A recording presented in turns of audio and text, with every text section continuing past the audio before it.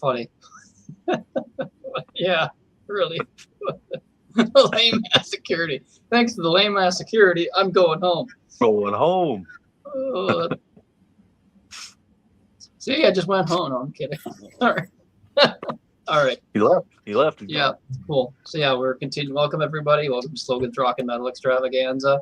We were supposed to have Danny here for today's show. He's under the weather. He's got a stomach bug, so hopefully Hope you feel better, buddy. Hopefully he's resting if he sees this. And he finished notes for like 6 songs. I was gonna read that, but I figured that's kind of silly just to read half of notes. So once we get to the next Shanker, we were just kind of talking about this before we went live. Basically, I'll let him do his rundown of today's material quickly before next week, because next week's only 1 album anyway, so we can do it. So yeah, feel better, Danny, and hope to have you again on here when we continue the Shanker and for another show that we haven't announced yet. Yeah. So so we're here today to continue our Mad Axe Men series featuring, of course, Michael Shanker. I can't talk. Michael Shanker, that's cyclorama virus. Oh, he went to go. Yeah, Danny went to go see Styx, and he got cyclorama virus. Yeah. Yeah, it's one of the cyclospora. I knew it was something like that, so I had to make that joke. Oh, okay. Yeah. Anyways, yeah. So we got Christina, Brian, and Logan are here for this. So yeah. So he give you some brief history. So yeah, this was basically after we just did UFO. What was that live album called? Werewolf of London, or something? Yes, Werewolves of London, not the Warren Zevon song, but yeah, he did that live album with UFO because he reunited again with them for a short time in '98. They were probably supposed to do an album, but they didn't, so they went out and just toured and released this live album from that tour in '98. Did Werewolves of London, which we reviewed last week, which we actually agreed on was actually a really solid live album.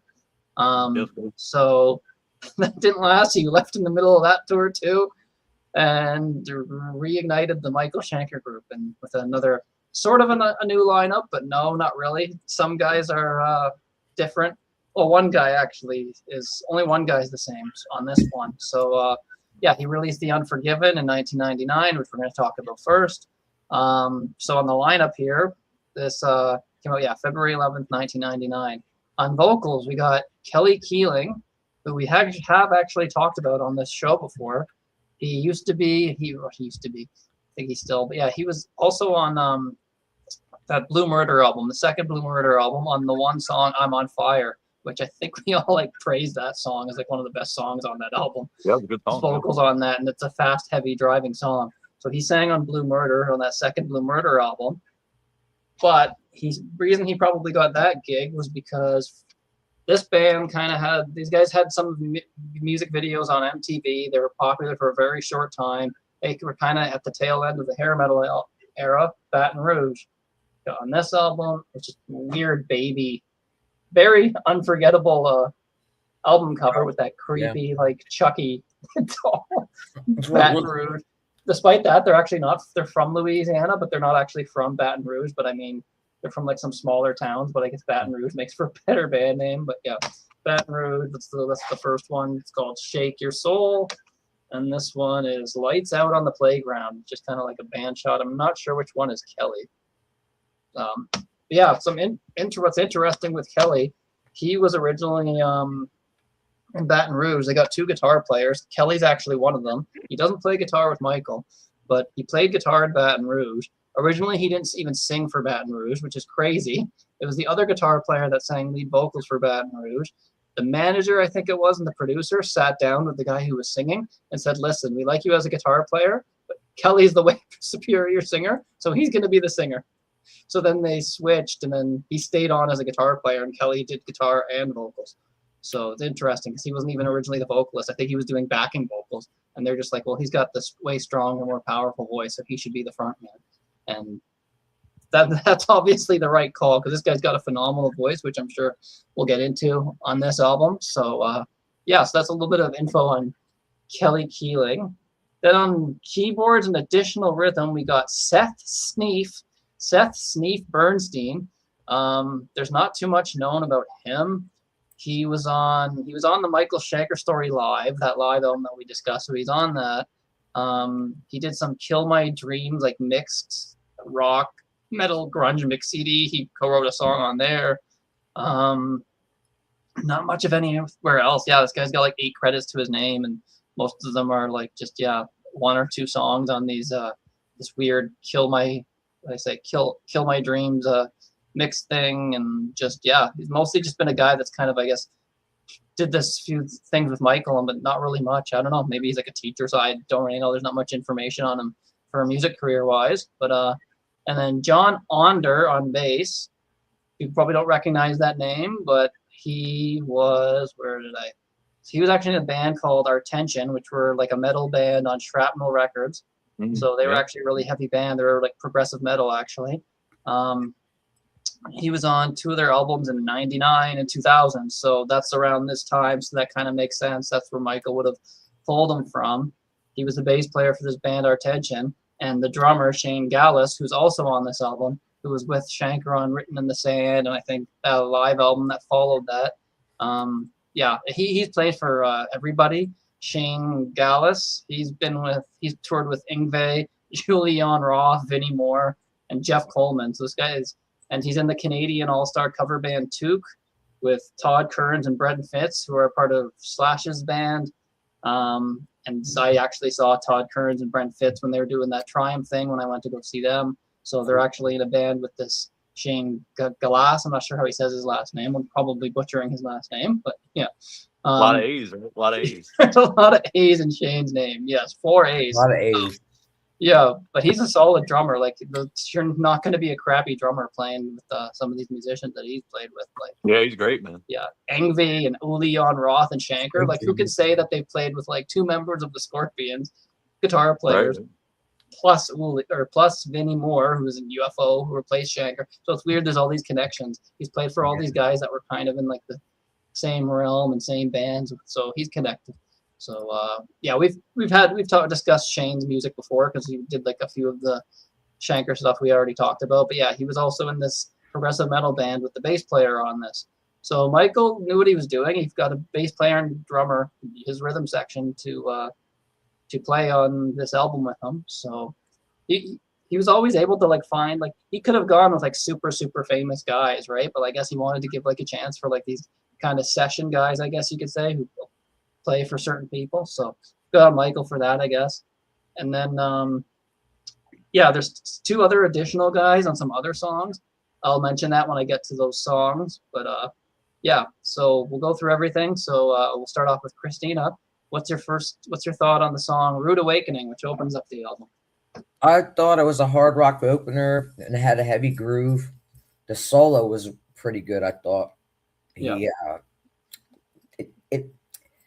It went good with the mood of the song, I thought. The lyrics focus on betrayal and deceit and like warning a dishonest person, most likely a woman.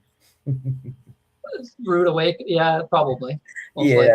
Sounds like it's a relationship kind of song. But, yeah, it does to me. It was pretty good.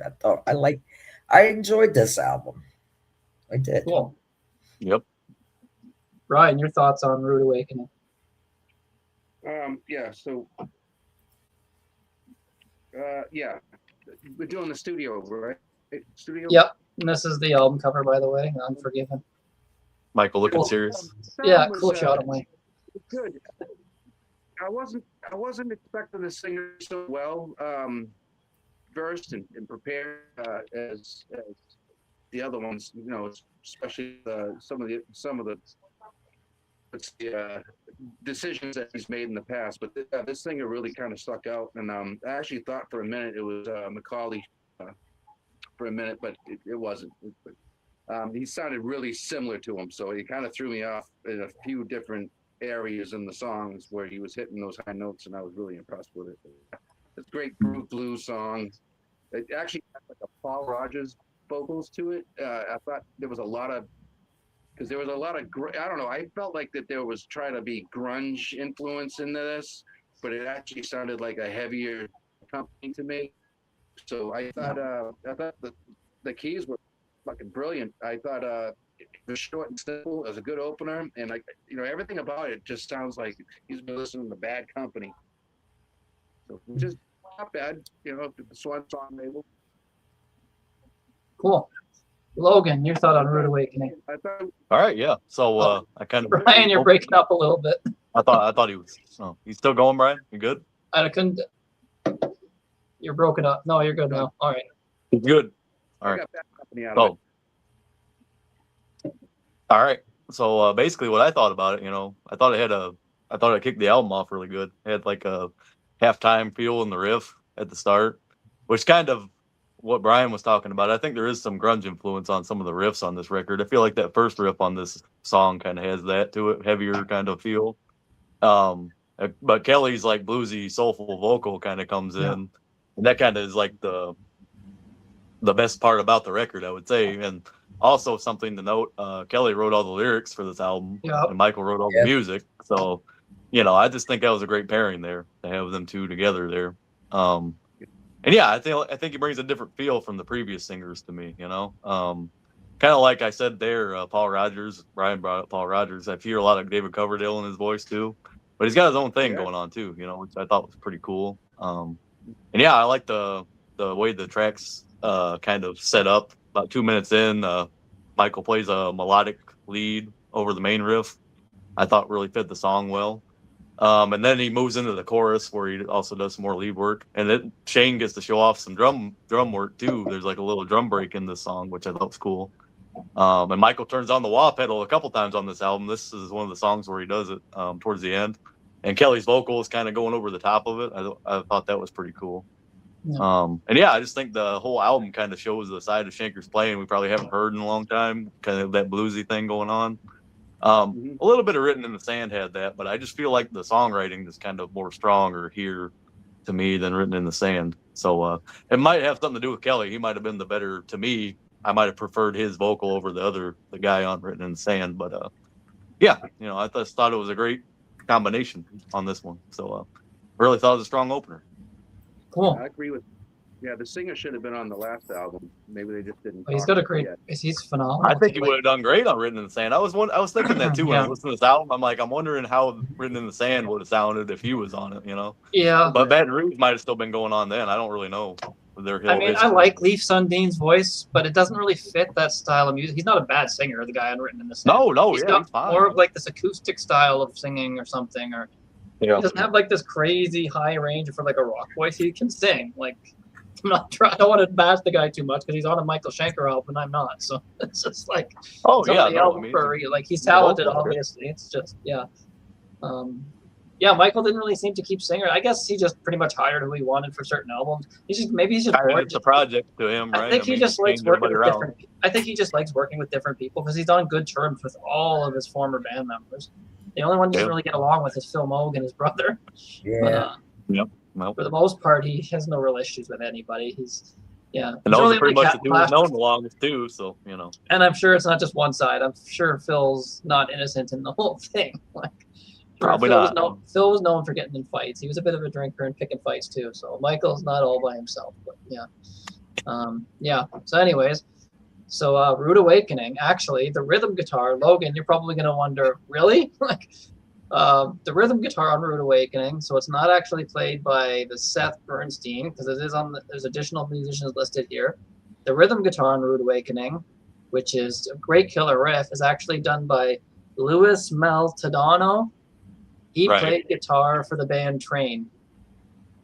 Oh, really? You know that band? That guy's name on there. Again? I didn't look it up though. I was wondering who it was, but I just looked that up before the show. I wanted to provide all this about. That's crazy.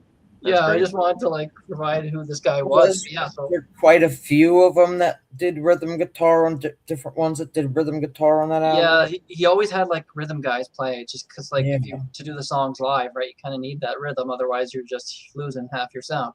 But that's interesting though. That's crazy. But he was not an original member of Train. He was only there from I think it was 2016. Okay, so 2016 and 2017. He only did the 2 albums. The first one he did was Train does Led Zeppelin 2. They did all of Led Zeppelin 2 in its entirety, and he's a guitar player on that. Guy's obviously a great guitar player if he's doing a full Zeppelin cover album. So he could do Jimmy Page clearly if he's doing. That's a band I gotta maybe look into. Train if they're doing a whole. Maybe I would like that stuff because that. Brian's maybe so. Yeah, no. Never know. It's just like this stuff's probably the best thing they did, to be honest. Some of this later stuff, but because it's probably maybe on the heavier side. Like it's actually classified as hard rock. Funny enough. And then they did some other album with him called "A Girl, a Bottle, and a Boat." Yeah, I don't know, whatever the hell. It's like, all right. Okay. Yeah. So that was actually Lewis was doing rhythm guitar on Rude Awakening, and I think the riffs on this are just killer. Great way to open the album. Super catchy and memorable. It starts with that really catchy riff by him. But I mean, I guess Michael wrote the music and he just got him to like play the riff, but still, like the guy can play it. The verses and the chorus are really memorable and catchy as well.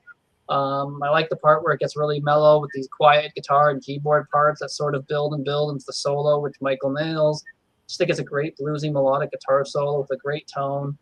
Fantastic song to open the album with. The ending of the song is really cool as well, with Michael soloing underneath Kelly's vocalizing. In general, Brian said grunge. Yeah, I kind of hear that, but more like, again, I don't like that term anyways, because all these bands kind of got lumped in there, which didn't really sound anything alike. But to me, it sounds like a mix of Soundgarden and the modern Whitesnake albums, which came after this, actually. But yeah, because of Kelly's amazing like bluesy vocals, the distorted bluesy vocal guitar tones.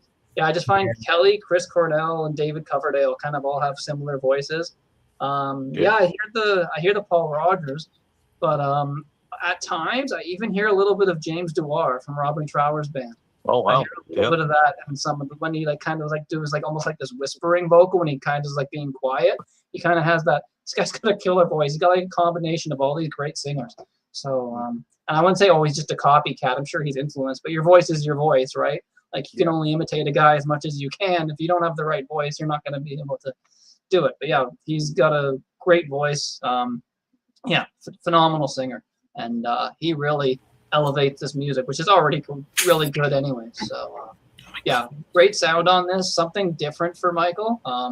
Sort of similar to Written in the Sand, but not really. This is a little bit heavier. The songs are a lot more memorable for the most part. I think they're just structured better, kind of in a way, you know.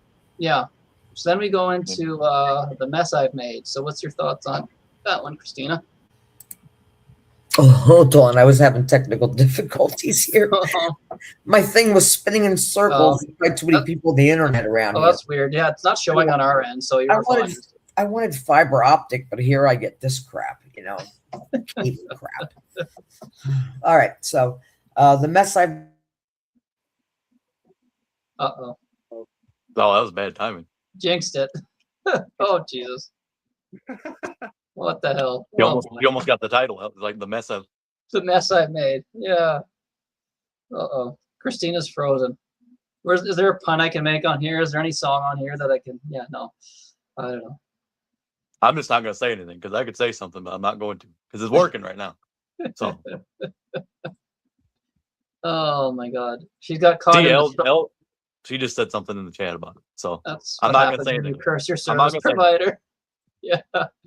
She's in the storm right now. That's the song or some other songs. It's probably raining. She's in and out of time.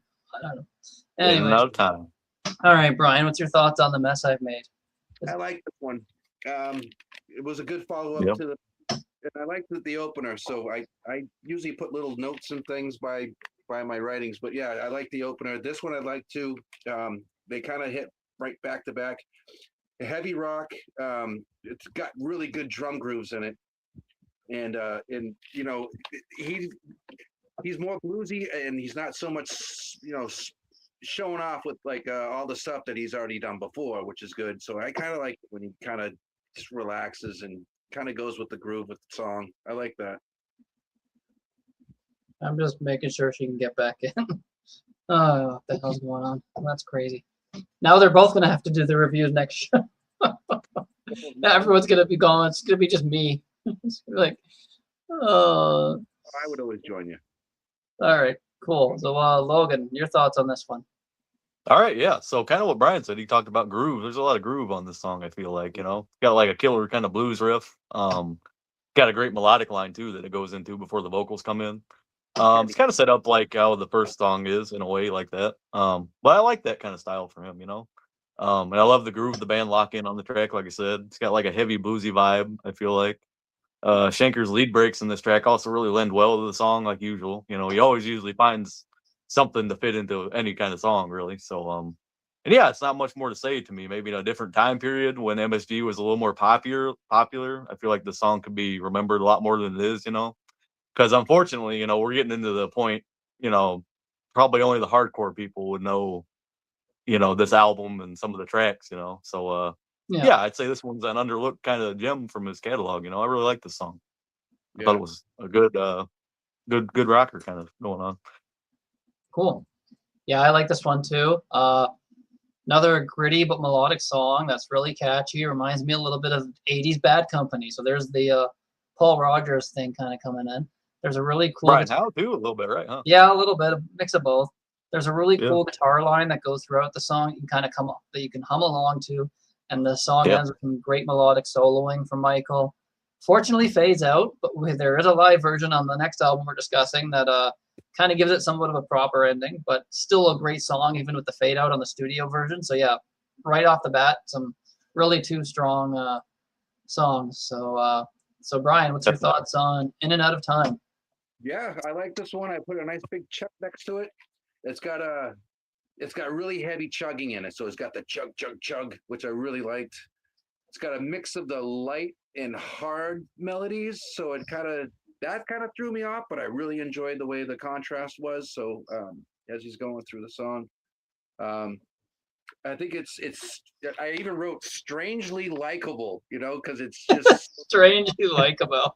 Like a one-off song out of all these songs and albums that we've talked to. This is like a one-off song, and it scratches all the itches. It does a lot of the in and out of you know, the heavy melodies and then light melodies, which I like those contrasts in a song. But even having the keyboardist on this, I think it made a world of difference as opposed to if you were just to read it all together. I think the keys really add a lot of flourishes and adds a little bit more updated, upscaled. I don't know. Yeah.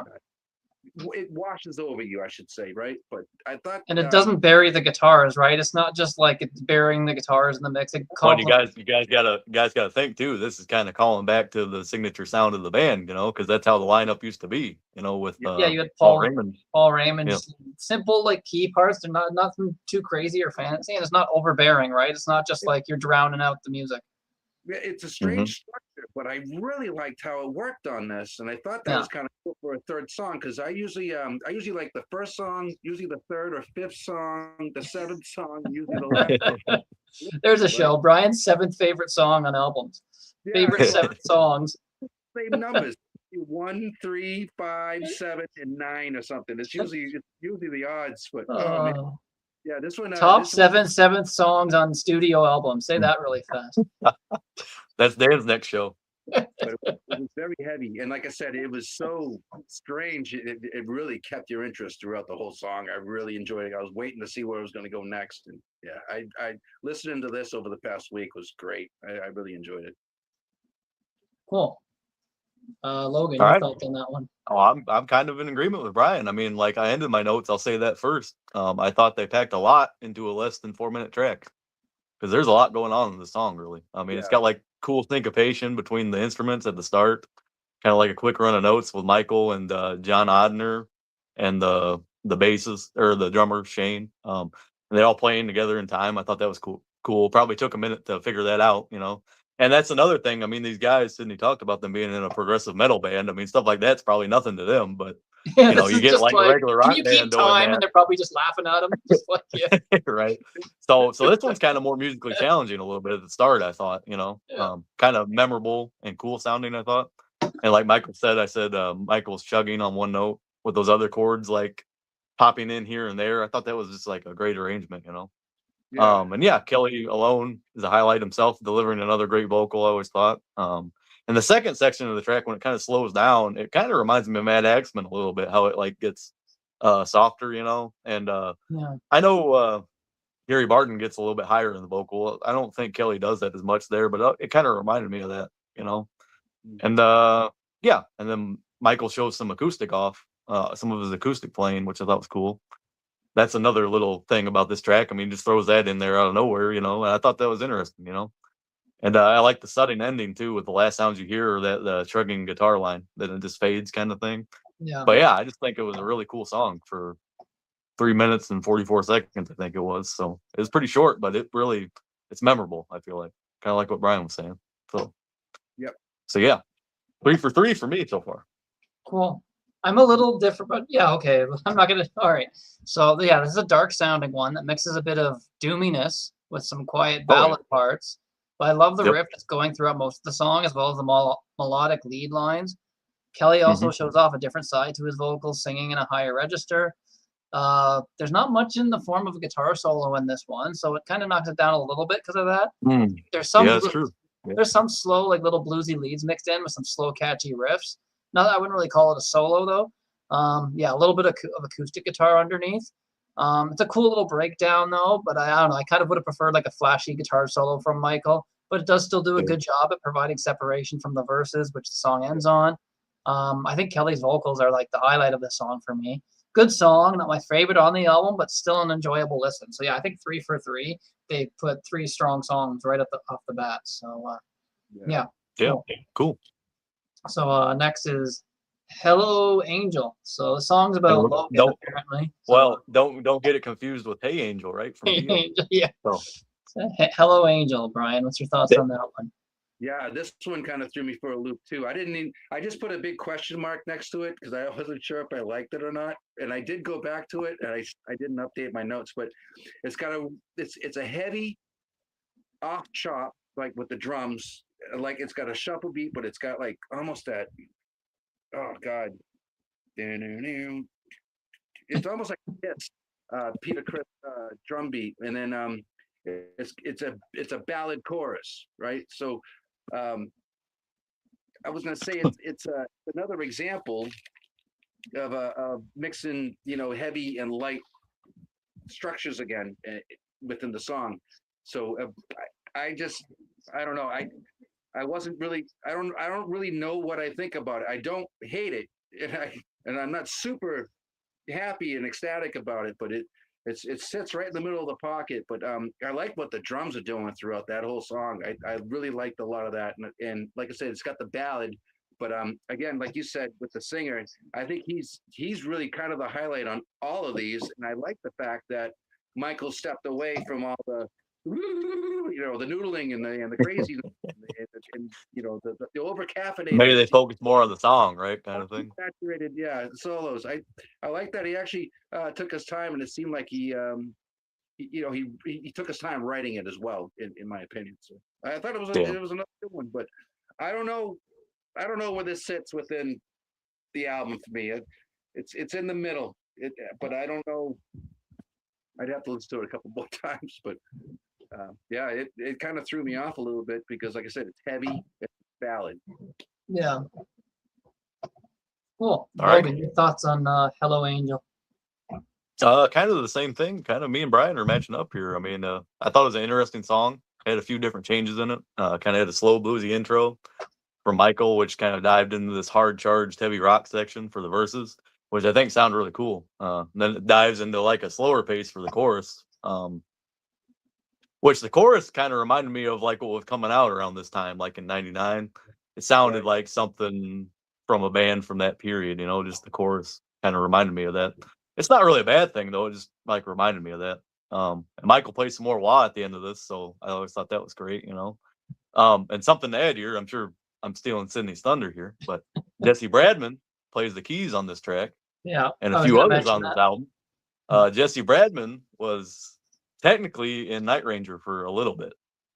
He was on the Man in Motion album, and then I think he did the tour. But I don't really know what else he did though. So if you can find anything else. Oh, come on, you're missing out the band that Dan would love. Well, Dan probably knows. I wouldn't know. I know he was in Night Ranger. That's all I know. But yeah. But yeah, I thought it was a nice added element, like we were talking about. The keyboards just kind of brings back that old MSG sound, from like the first couple albums, I thought. Yeah. And yeah, I think this is a pretty solid song. Maybe not like kind of like how Brian was saying, it wasn't the best one, but for what it is, kind of like a ballad, semi-ballad, kind of hard rock, I thought it was a nice mix there. So maybe not as strong as the last couple songs, but still pretty solid. Cool. So yeah, I'll piggyback on what was his name again? Jesse Brad. Jesse Brad. Yep. He was. I knew I'd seen that guy's name before, and I was like, I know that guy's name. He was actually he was in a Canadian band at one point. This will perk Dan's ears up. He was in a band called Saints and Sinners, which had Rick Hughes, the singer of Sword. So it was a band that was didn't short-lived band in '91 and '93. They did one album in '92. Did Aldo Nova produce that album or no? It was produced by Aldo Nova. He actually he thought co-wrote he co-wrote 1, 2, 3, 4, 5, 6, 7, 8 songs. There's 2 songs he wrote just by himself. Dan's all excited now. Watch out. Yeah. There's one song called "Kiss the Bastards" on there. That's actually I played that. I remember not liking it much. I'm sorry. It's just not my thing, probably. John Bon Jovi, Rachel Bolan from Skid Row, and Aldo Nova. So yeah. Yeah. It's not my thing. Dan, don't shoot me. Saints and Sinners. See, Dan knows. Yeah, he was also in that band. So but I did listen to it. Saints and Sinners and Night Rangers. This guy was getting like the most random people in the music business, right? Like Michael, I don't know where he. Is that about all he did then, though? Is that like the only other thing, pretty much? Because I couldn't find much about him. Yeah, there's not too much on Jesse, but let's see. I'm sure he's played with other people. Like these guys are. That's kind of crazy, though. He's in Night Ranger, and then that other band, but okay. So also recorded numerous bands, including Eddie Money, UFO. Oh, there you go. Yeah. Maybe that's I think he might be on some UFO stuff that we have to talk about still. He played keys on the song "Fallen Angel" by Aldo Nova on the album Twitch. He was on Man in Motion on the Night Ranger. Richie Kotzen. Wow. Yeah, they got around, yeah, for sure. Jeff Watson's album The Lone Ranger. I guess that makes sense. Oh, yeah. Yeah, Night Ranger Neverland. He was on Moog Way, which is this guy was I forgot he was on Neverland, yeah. Yeah, he's on Shark's UFO, which we still have to get to. Yeah, so he's got a few more things actually with Shanker. So yeah, so he kind of held on to the Shanker connection then. Yeah, pretty cool. Yeah, so I interviewed Rick Hughes the dawn, and he promised he would get Saints and Sinners issued on vinyl. Nice. Dan's responsible for getting vinyl reissues now. He's gonna try to get Tease to do it now with their new home. That on vinyl. He said he's only gonna interview them if they release it on vinyl. Yeah, so it's my turn, right? With Hello Angel. Yep. So I'm kind of disagreeing. This one was actually one of the highlights of the album for me. I think it's a gritty, heavy song with great catchy riffs and a chorus that brings it down heaviness-wise as it gets quiet and ballady, but it works well. And I think this has Kelly's best vocals on the album as well. Phenomenal singer, really shows off some powerful vocals on this one to complement the overall heaviness of the song. The solo by Michael actually kind of reminds me of the solos he would do with UFO. I don't know, kind of has that 70s vibe a little bit for it to me, the soloing. So I think it's actually a great song, but I think an even better song is next. But I'm not going to skip ahead to that. So this is Fat City NO or number, I'm assuming it stands for, but people just call it apparently just Fat City. But yeah, so what's your thoughts on Fat City? New Orleans, right? New Orleans. Yeah, I thought it was New Orleans, didn't it? I didn't know. Oh, right, okay, Fat City, New Orleans, okay. I think it's a straight up fast blues rocker, and I liked it. I can't remember. Is this the instrument? Is this an instrumental? No, it's not. No, there's lyrics. I don't think there's any instrumental on this record. That's right. Yeah, I'm thinking I got it confused with another one. Yeah, I thought it was great for what it is, and it's simple and straight to the point, and gets in and gets you out. Cool, Logan. Cool. All right, so I'd say probably the heaviest, fastest tune on the album, probably. Kicks off, doesn't let off the gas pedal. I said for the duration, and I brought up Kelly sung that track on Blue Murder's second album. And it kind of gives me that vibe, And it kind of reminds me of We All Fall Down too off that album, kind of fast tempo, up pace kind of thing. And yeah, whatever. Kelly sings this line about down the avenue. Every time I hear him say down the avenue, I think about David Lee Roth because of Panama. Because he says, burning down the avenue or whatever. Probably I always think of that. It might Yeah, be. Yeah, I yeah. was because the first time I listened to this album, I heard that line, and I'm like, I know I've heard that before, and then I had to think about it. It's like, oh David Lee Keeling. yeah. But yeah, musicianship top notch on that song. I thought, Yeah. Michael gives two great leads, and the rhythm section are on fire. I thought, Shane gets another nice drum break too before the next section of the song there. So yeah, I think it's definitely a highlight for sure. And obviously they played this on the live album, so they must have liked playing it too. So I almost put that in my notes. But then there's like 3 songs from here that they must have liked because they played them live, right? oh yeah, and they do them Yeah. all in a row on there too. But Yeah. we'll get to that. So. Yeah. So yeah, Fat City, New Orleans. Thanks for somebody for saying duh. I was like, what the heck? No, everybody's Well, freezing up, man. Jeez, how you been, Logan? been doing good, Brian. Just hanging out, man. I don't really got nothing to say. So I hope you're now enjoying your we're summer waiting. at least. Now we gotta wait on our fearless leader. So Yeah. Fearless leader. I mean, we could probably go to the tower if you want to talk about the next track, Brian. I mean, me and you could just go until he comes back.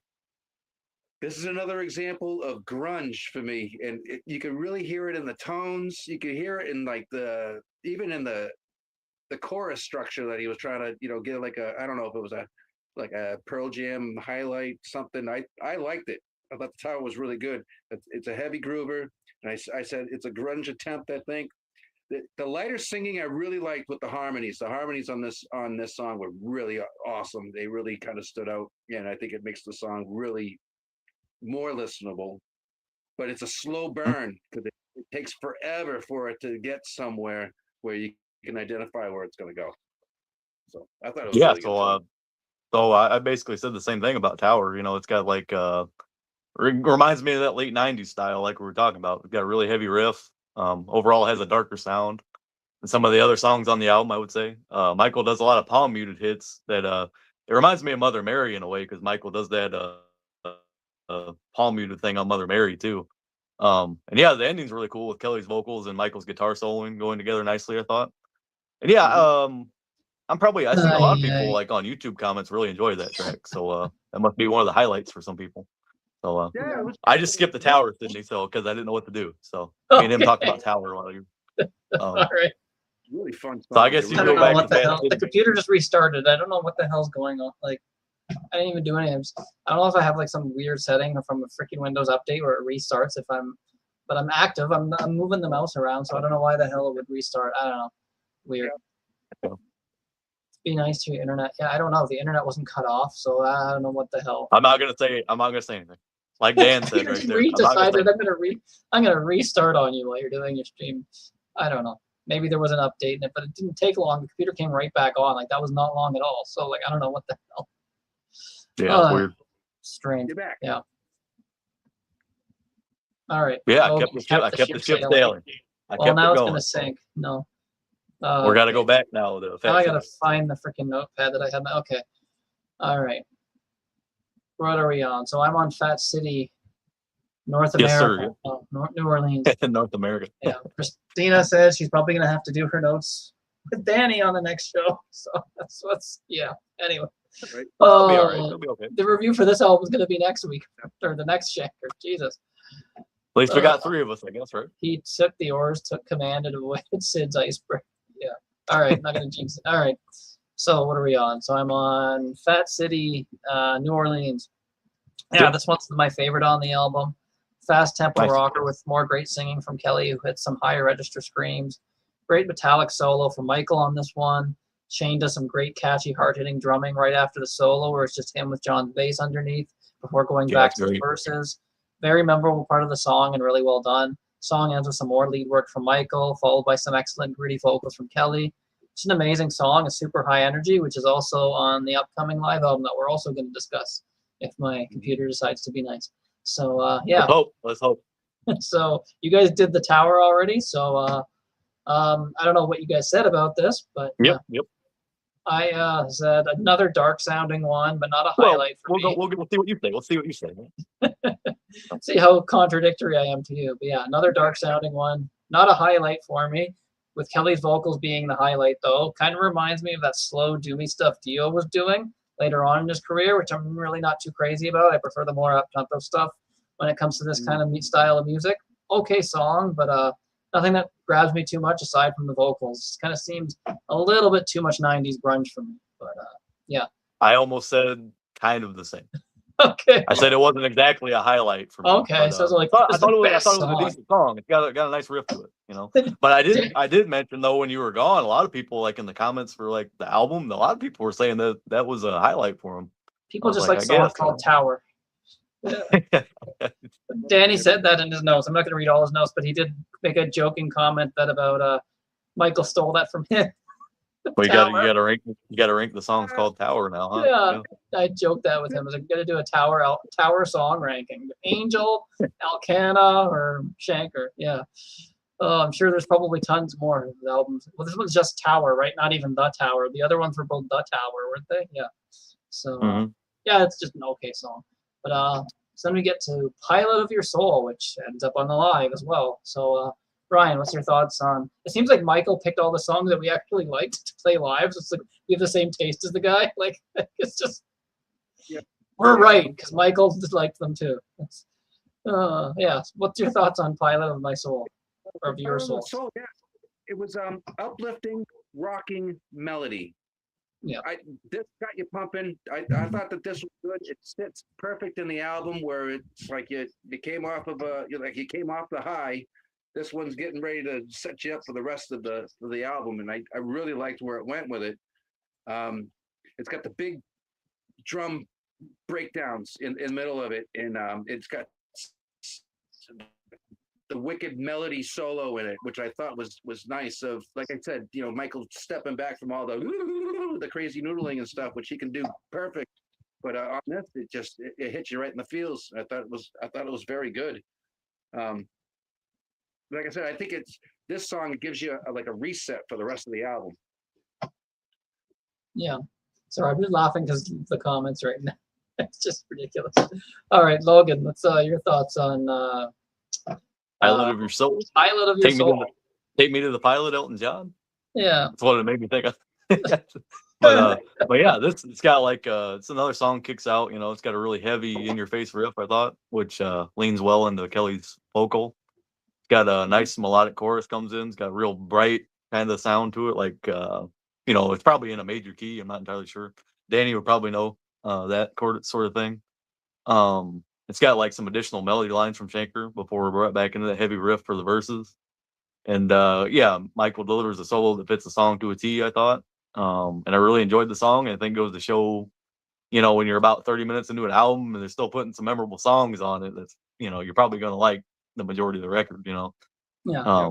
So yeah, I just thought it was really good, Cool. Yeah, I love this one too. This one picks it up a notch for me after Tower. Combines gritty vocals, some gritty riffs on the verses with a more melodic and sing-along chorus, which is really catchy. Some great lead lines thrown in from Michael after the chorus as well. Slows down a little bit in the middle, but builds and builds with some melodic leads and heavy riffs before launching into some more metallic and fiery lead work. Song ends with another verse, chorus, and the melodic lead line that fade out. So I thought that was really cleverly written, really well-written song. The melodies, another fun, heavy, catchy rocker, which is also, again, on the live album. So it seems, like I said, Michael seemed to have the same taste with us as this album because he picked all the songs that we've praised here. So, yeah. Yep. Michael, if you're watching, we're glad to agree with you. We don't always, but most of the time. You're better than Rudolph. No, we're not going to go there. All right. Michael was the Scorpions. No, go ahead. All right. So, Forever and More. So, yeah, what's your thoughts on this one, Brian? All right. So here's your official ballad. The official. Yeah. Right. I liked it. It reminded me of Alice in Chains. So it still had some more of that darker that you like to call it, or the grunge that I like to call it. But yeah, it kind of it scratches that itch. It was a pretty good song. It's not memorable, but it is the ballad. But I didn't think we'd get one on this album because the way that the album kicked off and the way that it transgressed. But I think I think it's a good song, Cool. but it does sound like Alice in Chains. All right, Brian. Logan, what's your thoughts on this one? Harmony. Yeah, it All right. sounds like a radio trying to be. Yeah. Oh yeah, for sure, especially Yeah, for the time period. This is kind of like how I was talking about, kind of Hello Angel, kind of the chorus had that a little bit, you know. But yeah, it's the one true ballad of the album, I would say. I know the last track is a little slower, but I think this one's probably more, I'd call this one more a ballad. Got some nice picked acoustic guitars before Kelly's vocal comes in. It reminds me of Holiday, really, to be honest. The first part, it's got that acoustic pick thing He did going write on. the song, so. Yeah. So We won't get into yeah, that. Rudolph didn't write that. So all right. but yeah, then the drums come in and the electric comes in, and Kelly sounds great, I thought, and I assume I think he might be harmonizing with himself on this one. I'm not sure. Yeah. Yeah, but because it's got like some background vocals, but I couldn't tell if it was one of the other guys. Sorry, what song number are we? No, that's Kelly. Is that 8? I think. But yeah, Yeah. If it's just, No, it's just him Jesse. by himself. It's 8. It's Jesse Bradman doing it. Okay. Yeah, I think it's It is 8. I think it's 8 then. So Or sorry, yeah. no, he's doing the keyboards on that. Sorry, the backing vocals, Jesse's are on 5 and 11, which should have been. so Yeah, yeah. he's doing the backing vocals on Fat City, and then 11, which we haven't got to. And then. So yeah, he must be just harmonizing yeah. with himself then, I guess. Yeah. But I Yeah. thought it worked though. Like it was really cool use of overdubs there. Yeah, Michael plays some electric leads and a little like acoustic line, which I thought was a cool thing. You don't hear in the same track from him too often. Unlike besides that third song on this, In and Out of Time, that was one where he was doing that. But yeah, and I'm not, everybody probably knows I'm not the biggest fan of ballads, but I thought it was solid for what it was, I'm glad it wasn't the last track on the album, I said, so but yeah, I thought it was okay for what it was, kind of trying to fit in the times. Come on, you don't like Angel by Aerosmith? Come on, what's wrong with ballads? Yeah. I didn't pick it when we did that, Joe. No, I don't think anyone. Yeah. All right. So this is where the album starts dropping for me. Forever and More. I hate to use the word filler, but it kind of seems like it for me. It's a long album. That's 57 minutes. This is one of the songs that could have been taken off, to be honest. Definitely something should have been trimmed off. Yes. It's just a soft ballad that doesn't really do much for me, even in the chorus. Guitar solo's okay. Doesn't really do much for me like his other solos do. Find it drags on. It does not need to be 6 minutes. Yeah, it's pretty long, yeah. Kind of a boring song in general. I hate to say that because I love Michael, but Kelly does sound great, sings it really well. I think his vocals are the one saving grace of the song. But regardless, I still think it's a filler song for me. But yeah, Turning Off the Emotion is the next one. So what's your thoughts on this? Yeah, again, I'm going to go back to, he's been listening to American radio or something, but it's a typical rocker. He claims he's never listened to music since he was 17. He's lying. Yeah. He's lying, Brian's like, he's lying. He's like, I'm a trendsetter. Yeah. Got a really great solo in it, but yeah, it's nothing to write home about.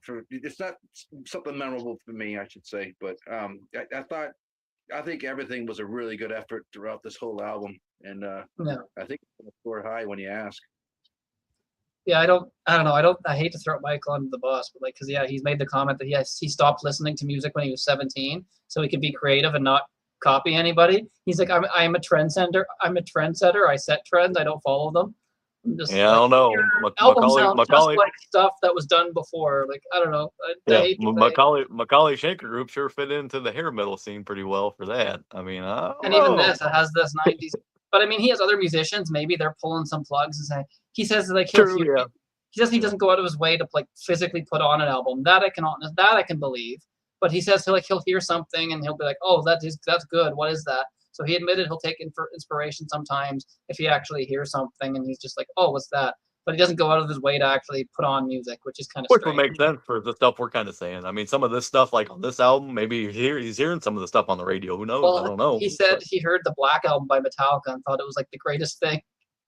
So, wow.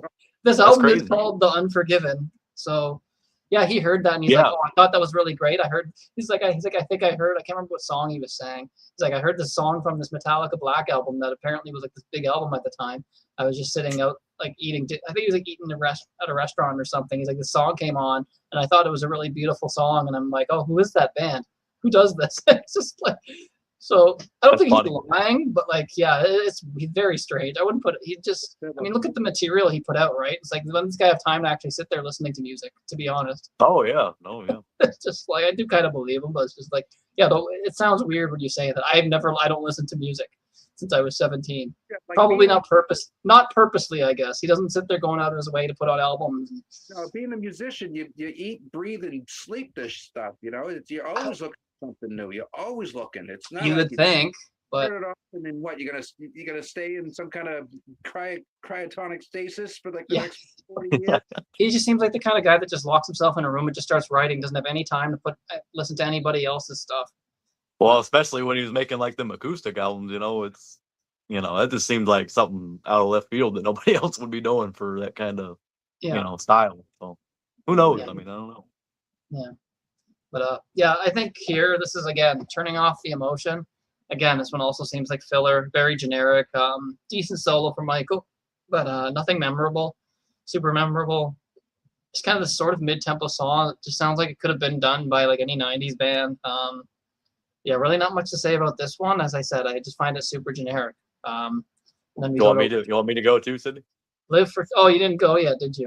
No. I skipped right over. Okay. Well, But I mean, I'm pretty much in your guys' boat, turning off the But I want to say though, like when I first played this album, I thought maybe this back half was going to be more acoustic driven. The last couple songs, because this song starts with that acoustic part, and I was like, oh. and even the we're gonna song get titles, another- you see them, you're like, oh. Yeah, right. But yeah, I mean, it starts to rock after that. I thought, but it's not one of the most memorable things. It kind of reminded me of a song off of Soul Attack that kind of has this kind of like he's singing the melody with the guitar lines kind of thing. Looking for a Reason kind of does that, and this one kind of does that. So I thought it was okay for what it was. Yeah, it's one of those ones I can't even remember. I'm trying to picture how it goes in my head, and I can't. Like the songs I love on this, I can hear the melodies in my head right now. Like if I wouldn't have played it this morning, I'd probably be in the same boat. yeah. So, yeah. So yeah, what's your thoughts on Live for Today, Brian? All right, I got a lot to say about this song. Well, this is the one I have like the least to say about, but okay.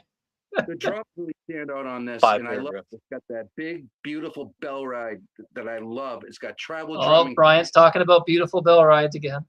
Come on, the I'm singing's just kidding. crooning. So I think it's more of a drum song than it is like a singing song. But yeah, he's crooning like The he's 3 B's, beautiful bell. What? It's only 2. big, beautiful. Oh, What are you talking big, oh yeah, big beautiful bell. I guess. Yeah. Okay. So I also wrote this. It's like someone trying to recreate a grunge song, but doesn't have really a clue what grunge is, and that's what Michael doesn't listen to music. He probably heard some song on the maybe radio. so. He probably heard Soundgarden on the radio or something playing. He's like, "Oh, what is that?" And then just thought that's It's got that nice Spaniard, like Spanish guitar kind of stuff thrown in, which he's freaking phenomenal at. Which it's like, let's take a grunge song and put that in there, And then it's got the acoustic solo, which I really enjoyed. Like I said, he's been kind of really mixing and experimenting with this album. This song I liked, and I think I gave it. This is one of the standout songs for me. One of the standout, but just because of the drum. And I think the drums were they were recorded so spectacular, and I think even the gate, everything on it, it's almost a perfect song for this album. wow.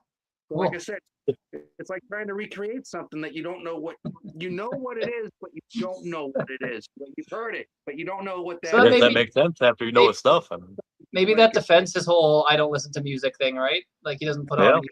It's just like he hears it, but doesn't actually go out of his way to. So it's just like Right. It's almost like the lazy man's, I don't know, lazy man's meander way going through the alley as opposed to going to the front door on the street, right? we'll get him on the show to review an album of our choosing, like the most classic album ever. Just like, what did you think of Back in Black, Michael? And he's just like talking about these songs like he's heard them for the first time. You Shook Me All Night Long song. It sounds like it should be big hit. Was this a big song? Just can you imagine? Without this drummer, yeah, Michael, it did okay. I think the album would have. I think it would have just been boring or a big blah. meh, whatever. Yeah. But the drummer really kept all these songs really. Oh, he's a good engaging, drummer. Like you know? you Well, see I the people he's remember, played with. So I remember when we were talking about Written in the Sand too. We brought him up quite a bit. So Yeah. obviously we drumming like stood his out. drumming. You know? yeah, it's because he's Canadian. That's why he's good. No, all right. So Maybe so. no, yeah, we got some good drummers here. Yeah. So yeah, come to think of it, I don't think he has any other European band members on any of these later albums, right? Because he moved to LA, and Shane did move to LA at this point, so he was living in LA. So yeah, this was like all done out there. Like Michael moved there and was recording stuff there. But doesn't sound like an LA band though. It's not the kind of Well, I music. noticed I noticed looking at Wiki, it doesn't say what studio, so I'm not entirely sure what, unless it does and I missed it. I mean, these I are don't all think LA musicians, right? So yeah. Yeah, it's probably on, somewhere out there. They were on a German label. They're on Steamhammer. So, yeah. So, what is it? Poor Brian, love the song. My notes literally like one sentence. Another one I find somewhat generic and not very memorable. Kelly's voice being the highlight, more filler to me. But I'm not a drummer, so for me, I'm just like, if the guy can keep time, I'm good. But you hear these things, right, as you're a drummer, so it's just like, I honestly get confused when you say Big Billy. You have to tell me what the hell that even means. A bell Brian's ride. gonna have to demonstrate on the right I'm symbol. picturing somebody there with like a bell. I'm just like dinging it and like riding to stick up the bell. I'm just like, I don't know. Like, they're doing like the 2/4 or the whatever, Is it like a timing thing? Like just yeah, he's like nailing. He's like hitting that. He's just hitting it. It's Kind of the inside of the symbol, hammer, like the middle. cap or something. It's great. we need Brian to demonstrate. We'll do Brian, the 4Bs. Brian's Big Beautiful Bell Ride Show. There you go. There you go. To explain what it Oh, I is to idiots like me there's a who lot. only listen to music. Yeah. Hey, I gotta talk about this one again. Did I try? Did I'm just like screw Logan's take. I'm not gonna tell you to right in the middle of you talking. He's only the co-host. No, I'm kidding. No, I'm kidding. But He doesn't do all my shows. No, I'm kidding. I kind of had the same feeling of kind of like I'm kind of in the middle between you two, actually, really, to be honest. Because I thought, yeah. oh, Bonanza, whoa. But then the ride's in the middle, so it doesn't really work. Yeah. 5 bars. 5 B's. 4 B's, an R and a B. I don't know. Yeah. 5 B's and 1 R. 5 B's and 1 R. Yeah. Well, I'm kind of in the middle with you guys because I thought Shane did a great job on this song. Kind of had like a cool drum groove. I thought, I'll have to during go the back verses. and listen to it again just for the drums because I kind of He's kind of pretty busy in it, man. It's worth checking out. And yeah, I'm kind of predictable with my positive message lyrics, so I was okay with this, live for today kind of thing. And yeah, Michael gets a section where he introduces this anthemic melody line that works well, I thought, before some acoustic soloing, which I always enjoy. And the ending solo is really great as well, I thought. And to me, this is kind of what Sydney was talking about with the ballad song. This song and Tower are very reminiscent of each other to me in a way. I just feel like this is the better styled song in that kind of, the way they're set up and structured. So to me, I would probably scrap Tower and put this where Tower was. So there's only room for 2 towers, Angels and Get them out. Get them out. Michael, stop. Michael, stop copying. I know you influenced Danny, but you didn't have to copy him. Like, stupid. Hey, he did want Danny in his band, so there is that. I'm so curious what album, what year that I gotta ask Danny again what year that was if he knows the year, because it could have been like or something. Who knows? Like, imagine. That would have been really kind of funny. But yeah. Wanted him to play uncredited guitar on Contraband. That's what he wanted him to do. But they would have had to cover the Tower. Yeah. Can you imagine? That would have been freaking awesome. Been the best song on Contraband, that's for sure. Yeah. All right. Sorry, Dan. Sorry if you're still there. So then we go to Illusion. So Shanker likes his illusions. He got Victim of Illusion on the first MSG album. Now it's just took Victim of off this one. Yep. Now it's just the illusion part. Nothing in similarity between the songs. No. Yeah. I saw that title. I'm like, is this going to be kind of like a reference to that? It sounds similar, but it doesn't. So, but yeah, you would Brian, think, right? Yeah, I didn't even think about that until you said that. But yeah. What's your thoughts on Illusion? It's a straightforward rock song with a slow solo. I liked it. They should have ended on this song, and they didn't, but they did. No, they didn't, did they, Brian? No, you know about the last song. You already know. But I don't know. It was good. It's just now you're just now you're taking it out of fifth gear and you're putting it in third, and now you're gonna go to second pretty soon. It's just too long, man. I mean, it's just like how all these albums are in the '90s, you know. How was the bell stuff- ride on this song? Does it have a big, beautiful bell? Oh ride? yeah. I ask you that with every song now. I'm sorry. No, this was that sizzle ride. The sizzle. What? What? Now he's getting out of my zone. That's like that's Sizzle. hardcore drummers now. Sizzle ride, yeah. And then Need a demonstration, Brian. You gotta. Music terminology does deal in a lot of euphemisms that really don't make sense, like wet and dry production. Like, what in the hell does that? I'm sure there's a good explanation, but wet, like what? Like, I'm surprised Webb hasn't came on since you just said that. I figure he's Yeah. gonna be in the chat pretty soon. oh, yeah, I like using words that actually properly describe it by definition. So it sounds weird to me when I hear wet and dry production. It's just like what? Like I don't know. Yeah. I know they're common music terms, but that stuff kind of just goes over my head. But yeah. You're not alone, buddy. You're not alone. Big beautiful bell ride and sizzle bell ride. All right, these are terms I'm learning as we go. Just- Brian can make up terms, and I would just believe. There's a game trivia. Which of these terms are real, and which ones did I just make up? Hey, I tell you what. I tell you what. Whenever I think of Rory Gallagher, I think of woodblock now. Wood block. Well, I know what a wood block is, but yeah, it's sort of an instrument, I guess, if you really want to call that an instrument. I mean, technically anything's an instrument. I could bang. Hey, if Michael got credited for hand claps on that one album, I mean, come on. That Bernie anybody. Mars, yeah. Those hand claps. Yeah, those are epic hand claps. My favorite hand clap solo. No, all right. Yeah, that was what Bernie Mars did, I think it was. I think it was. Yeah, he did hand claps. It's weird that he's credited with that. I think that's strange, but yeah. So, Logan, I'm not going to skip you. I've actually remembered this time. I was just about to go, and then I realized, nope, I'm not skipping Logan. I should just keep doing it. Just keep the bit going. All right. No, Logan, what's your thoughts on Illusion? All right. So yeah, kind of what Brian said. Kind of got a pretty heavy riff. Kind of overall reminds me of something Michael might have saved from Walk on Water period a little bit. Kind of sounds like a riff from that album. Yeah, I could probably see it being a UFO song, I thought, you know. But like kind of what he said, not really much stuck out too much to me on this one, you know. I thought it had a catchy chorus. And Kelly gives a great vocal like usual, but you know, not one, you know, this is something that they could have put like on the Unforgiven 20th anniversary version, you know. as a bonus track, you know. I mean, I don't know if that's a good thing or a bad thing. You take that as it is, but you know, I mean, I thought it was fine for what it is. They should have ended it already, but they didn't. Yeah, no, there's a lot of things I think they could have trimmed this down. I mean, I'm the kind of guy didn't Sydney have talked about this? About 40, 45 minutes, that's good enough for an album to me, you know. You're starting to get close to an hour. If you have like an hour album and it's just banger after banger after banger, and it feels short. Which, yeah, there's exceptions for sure, but most of the time it's a lot of stuff that I feel like you could just do away with, you know. Because if in the 70s and the 80s you had these songs, you know, they probably wouldn't have made the record. You got to think like that too. Power Slave was almost an hour, wasn't it? I believe it was a long album. I think it's over 50 minutes. Yeah, I mean that's a killer, right? That's a killer. That's killer. So. There's nothing on there that is just like skip. So it can be done, but yeah. I mean, we just talked about YNT 10, right? That's another one. That's pretty long. So you know. But yeah, so Illusion. I'm kind of in disagreement on this one. I actually really enjoy this one, as there's a few different changes and catchy, gritty riffs. Kelly is singing back at his higher register at times. Catchy, memorable chorus. Great soloing from Michael, combining some melodic leads with some wah-wah and faster notes. Song ends with some fast soloing that continues into the fade out.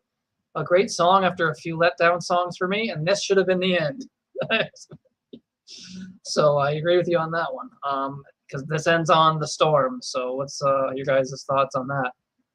My mom's favorite song on the album, by the way, so be nice. Yeah, I seen she liked this one, so sorry in advance. That's how you know when it's a mom song, it's not going to be good. No, That's terrible. Oh, it's horrible. Logan, go play it for Connie and see what she says. You might be like, wow, that's really good. On another ballad. It's like, why would you do that? why would you end on another ballad? It's supposed to be the last song is supposed to make you want to flip it over and listen to the album again. And this one just kind of makes it like, well, I'm going to go find something else, that's heavier or something that cleansed the palate. It's the solo's great, the singer's great. It ends as another ballad, and that really just takes the sails out of the Keeps the wind out of the yeah. Yeah, it takes the sails off the boat with this one. It is called The Storm, ironically. Yeah. I hate it when they maybe do it's that. genius for that reason. The song's not good, so he called it The Storm because it's taking the. There's so many albums that we reviewed that end on a ballad, and it's just like, why? Why would you do that? It seems like a lot of his albums do, really, to be honest. Yeah. Well, then sentimental, I guess. I don't know. Yeah. Well, maybe he's trying to hit that love to love height, and he just never could do it. He ain't gonna do that again. No, I don't know. I'm just saying. Before he retires, he's gonna record an album, and the last song that'll be on it, so it'll be the last song he ever does, is gonna call "Brother, I Love You." It's horrible. And it's just gonna be him saying that like a 5-second spoken. Right? 5 yeah, that's all he's gonna say is "Brother, I love you," and then at the very end, not. Yeah, just kidding. Just kidding. It's Michael. Oh my god. Just kidding, followed by the holiday riff, and then just. I mean, we all know the ideal way would be him being in the Scorpions and then making one last kick-ass album. That'd be fucking awesome, right? He needs to do the Richie Blackmore thing and just. Is it gonna happen? I don't know. We'll see, I guess. If Richie can join with Purple again, but. Oh yeah, for sure. I mean, we're talking 30 years of not talking, so it's a little bit different. There's lots of time for them to get over their issues. It's this thing with Michael and Rudolph has only been in like the last 10, 15 years, so it hasn't really been a long thing. So who knows? We'll see what happens. But it would be nice for him to join Scorpions on stage. I know Rudolph would be open to it, so it's just like I don't know. Man. That'd be awesome. So this album would scored higher if he had ended 2 songs before, as opposed to these 2 songs. So Logan, what's your thought on my mom's favorite song on this album? All right, so I kind of said what Brian did really about it being a ballad kind of thing. It's kind of got like a slower bluesy feel, and I kind of went right into it when I made my notes after that. Everybody had to make albums that were way too long for their own good. I say the song fits with a few others on the album like that, kind of that they could have probably tucked away. But I actually said it's not a bad song. It's it's decent for what it is, but like everything on here, it just shows Kelly and Michael's songwriting partnership, I thought. And I do enjoy the way the solo's set up. The solo's obviously the highlight for me off that song, I mean, for sure. Because he kind of does there's been a couple songs in Michael's career where he's like done these slower lines, and then they got a little bit faster towards the end, and he's doing like the fretboard going up higher on the fretboard. But yeah, overall, I mean, I'd say this is better than the other one for me, but I know Brian probably likes the other ballad better. But to me, this is one of them things like we were talking about Tower and whatever the 10th track was, I forgot. Let me look. Tower and Live for Today. Like you could have kept one.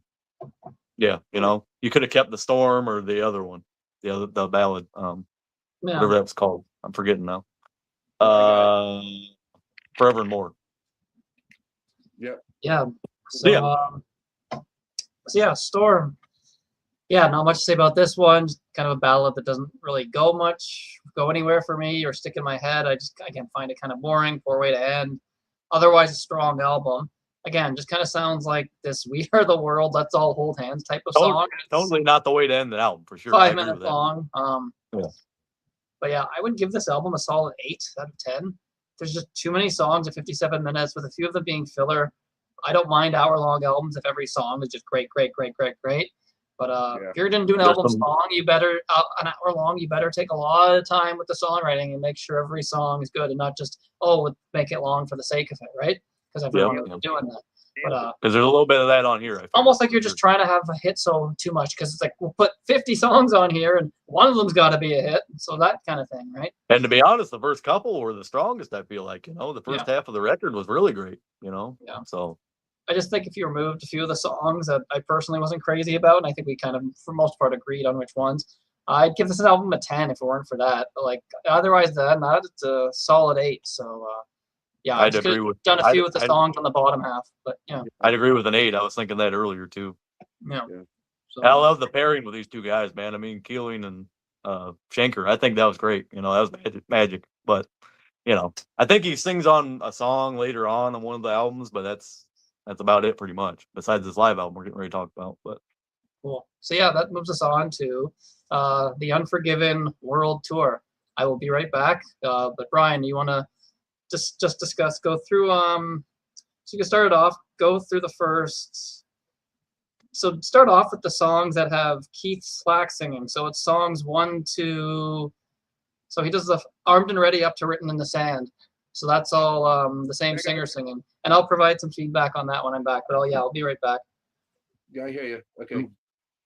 Yeah. Unforgiven would have gotten higher score if it didn't meander on the last two songs and it wasn't so long. It would have gotten a easily an 8.5. I gave it a 7. So gave it a 7. All right. I think it needs to be punished. Yeah. Well, I'm in Ready.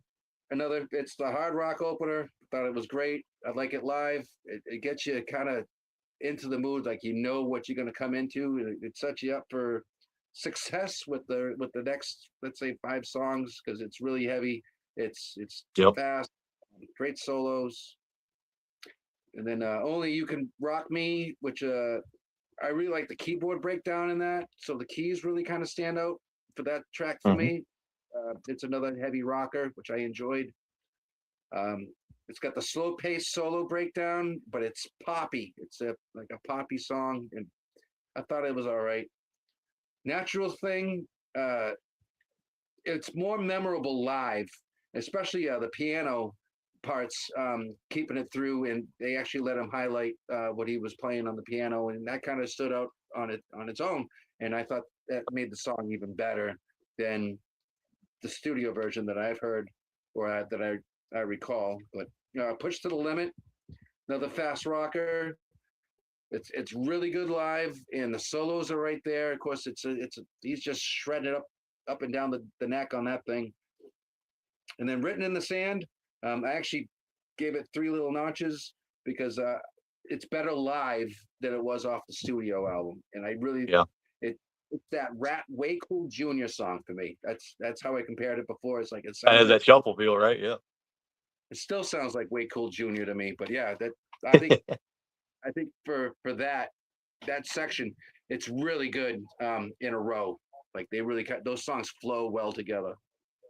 Yeah, so I'm kind of in the agreement with you there. I mean, it starts with 3 of the Michael Schenker classic songs, right? I mean, Armed and Ready's an iconic song. Everybody really knows if you know Michael Schenker, and that's just a great way to start a concert, you know. And I think this guy Keith Slack, he does a great job on these songs. You know, I don't really know much about him. Sydney he probably looked up some other things about him and stuff. But yeah, I think he does a great version of Armed and Ready on here. And the 2 UFO songs, Only You Can Rock Me and Natural Thing, they're both great versions, I thought, you know. Don't really add anything that was different from the original, really, but just great high energy live songs. I kind of agree with what you say, Brian, about Natural Thing. That's for sure more probably upbeat live than it is on the record. But yeah, and I'm really glad they did Push to the Limit too, because that's one of we talked about when we did Walk on Water. I love that song, you know. So and obviously Michael did too, because he brought it back for some of the MSG gigs. So thought that was pretty cool. Yeah, And yeah, I'd agree with about Written in the Sand too. Like how you were saying, I think that's way better than the studio version. It's like night and day with live compared to the studio, because you know they're not chained. You know, they're not chained to the song. They let it flow, and the energy is really, really good. You guys already did Up to Written in the Sand already? Oh yeah, we were just talking about. We kind of went back and forth. The first 3 songs are classics, so I kind of talked a little bit about them. But I did mention Push to the Limit was awesome that they did that, because obviously, I mean, Michael must have liked that song, and we both agreed. Me and Brian both said Written in the Sand was probably better than the studio version. So so he did this right after the Unforgiven albums. This was for the tour. This was actually recorded in the Edge, Palo Alto, California, in May '99. It's actually 3 different dates. He actually this was actually from 3 different concerts. He played 3 Which days. can't really tell, really, can you? It seems No, like not it's really. just They one kind of probably edited Which- way to make it Which sound I'm like glad. I'm glad they do that, man. Yeah, because I have a picky thing with live albums when they fade songs out. It's like I'm not It's like a big on that live, yeah. It's like fade out. It's just like what? Yeah, That I mean, only at makes least sense if it's like an encore, right? Then it makes sense. But then you'll Yeah. still hear the audience screaming. So it's just, yeah. So at least in this one, they just added it to make it sound like it's one gig. I mean, Yeah. that's just something that's like little small thing to whine about, but yeah. I do whine about it. So But yeah, this is long. It's an hour and 105 minutes. So but Yeah, it's almost 2 hours. It's 2 discs, right? So you're getting 2 separate discs. First one's 58 minutes. Second one's 47. So it's actually quite long. You know what? It actually goes through. I thought this flew pretty quickly because like these are a lot of like classic songs. I enjoyed listening to it. It's weird. Long live albums seem to end quicker than go by quicker than studio albums for some weird reason. This is probably how like the gig actually went. Those gigs, you know what I mean? Yeah. So that's pretty cool. Because there's a lot of live albums that they had to not put the whole thing on there back in the day. So they're just like throwing random songs from it's just like a big mess of songs, right? I was wondering though when I was listening to it because I didn't know this information about like Kelly coming out later. I was like, damn, I'm on like Into the Arena and it's like track 7. I'm like, are they gonna play anything from the Unforgiven? Yeah. But I didn't know the whole thing about it being Keith Slack and all that stuff. So did you say where he's been in or? I didn't know. Okay. I didn't know. So I figured you probably had that info, so I didn't. So on this album, you got Shanker, of course. So Keith Slack is handling vocals from the first song, which is Armed and Ready, up to Written in the Sand. Then there's 3 instrumentals. Then it goes to Kelly Keeling, who we just talked about. And they do 3 songs off of The Unforgiven, a few, then followed up by 3 MSG songs, a Scorpion song, and then it goes back to Keith to finish off the UFO songs. So that's kind of how they did it. So it seemed like Kelly would do his own songs, MSG stuff, and the other guy would do UFO. But he did do Armed and Ready. That's the only, I think that's the only, well, no, he did Written in the Sand and Armed and Ready. Those are the only MSG songs that Keith handled. Because, the rest were all handled by Kelly. So, yeah. And I think it works with those 2 different vocalists. And Keith's a great singer, too. But, like, even him, he's the singer that starts off singing this. He was in some bands called Mud Pie, Steelhouse Lane, and Mother Road. All 3 of them were just one album or 2. Mother Road had 2 albums. But other than that, they were just, like, these one-album bands that didn't do much. So it's actually kind of crazy. It's just, like, I don't know. I think this Keith Slack guy has a great voice. I don't know if you guys alluded to that. I thought he did great on the UFO songs and everything he sung. I think he did great. Like I said, it opens up with Armed and Ready, and that's got Keith. Just again, we've talked about the song to death, right? So I'm not going to talk about it too much. Just a good opens up the show, of course, as Michael usually opens with Armed and Ready. Just a barnstormer of a song, and it seems to be good no matter who's singing it. I always get good vocalists to sing this kind of song. So, it sounds great on here. I like these Michael Shanker live albums because he's got like a different singer almost in every one of them. So you get like a different voice singing these classic songs. So it's you're hearing the same song over and over again, but with a different voice. So it kind of makes it a little bit unique each time you hear a live album. Like, cause I love Robin McCauley and like Gary Barta, but if you just kept them and just did a live album every single time, doing the same songs over and over wouldn't again, be much different, right? Singer, it's just like there's not much different, right? So that's why it's cool getting a guy like Keith Slack who hasn't done much really. I mean, that's cool.